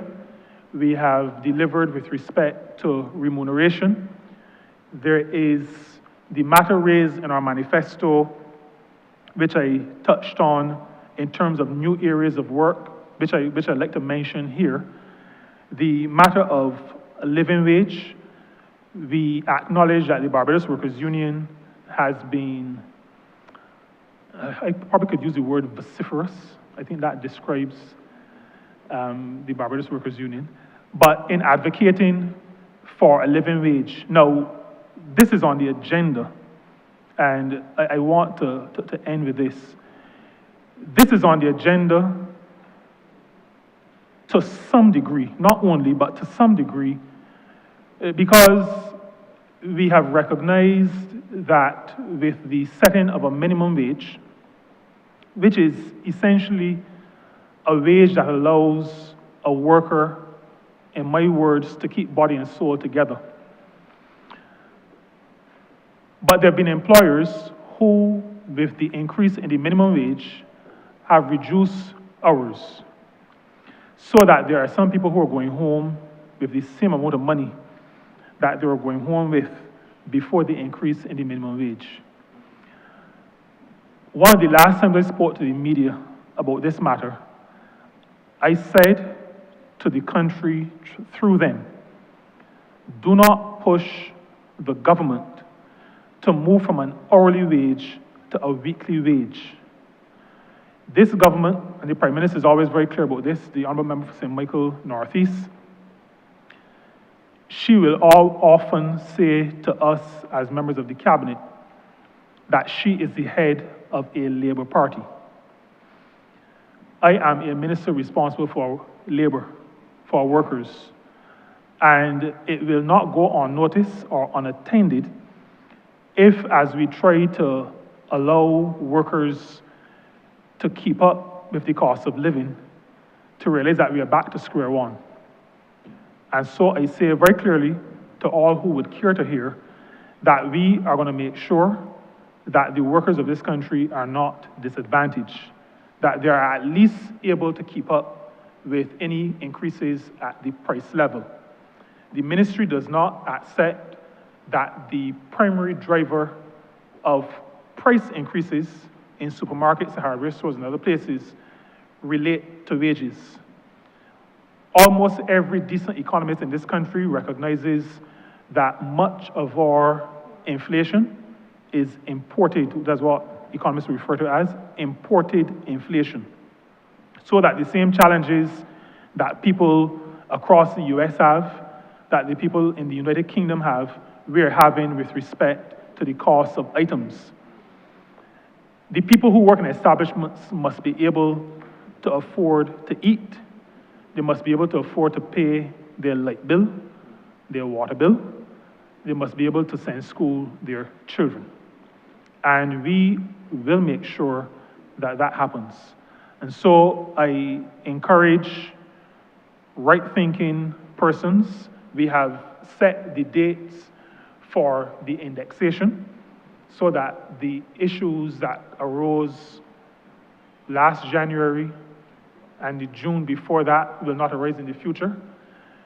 Everybody knows what will happen in January of 2027. So it will not be a surprise. We plan our business, we develop our business models to suit what we know is going to happen. The increase is a not insignificant, but not humongous increase, 2%. But we have to make sure, Mr. Chairman, that those who work in establishments have all the elements of decent work. And one of the principal elements of decent work is a wage that can sustain you and can sustain your dependents. My ministry, myself and all the officers who work in the ministry are determined to do that. That is why we work toward decent work in Barbados. That is why we look for opportunities outside of Barbados as well, including with teachers. So I don't want persons at the Ministry of Education to think that we are teething out teachers. But there are a lot of people in Barbados who want to be teachers. And there are opportunities for a few to have experience outside. The idea is to allow people to reach their maximum in terms of fulfilling their desires, reaching their capacity. And we will continue to do that. We will make sure that our work recognizes the twin areas that I spoke to, protection and production. One can't work without the other. So we cannot protect to the detriment of the country's economy, and we cannot be so focused on the country's economy that we do not protect the workers who are the drivers of the gains that we see. And so, Mr. Chairman, that is our summary. We recommit ourselves to the task that has been assigned to us, and we will continue to work hard to make sure that Barbados advances, that we develop, and that every worker, every third sector organization, every faith-based organization is a part of that work so that Barbados truly becomes the best place to work, to contribute, and ultimately to retire. With that, Mr. Chair, I beg again that Head 84 stand part. Thank you. Honourable Leader of Government Business. Mr. Chairman, I beg to move that you do now report progress to His Honour the Speaker and beg leave to sit again. Or he didn't? Honorable Leader of Government Business, let me Yeah, put the clearly. question first. The question is that this head 84 stand par. All honorable members in favor, say aye. Honorable members against, say no. Methinks the ayes have it. Honorable Leader of Government Business. Mr. Chairman, I beg to move that you do not report progress to His Honor the Speaker and beg leave to sit again. The question is that I do now report progress to His Honor the Speaker and beg for leave to sit again. All honorable members in favor, say aye. Honorable members against, say no. Methinks the ayes have it.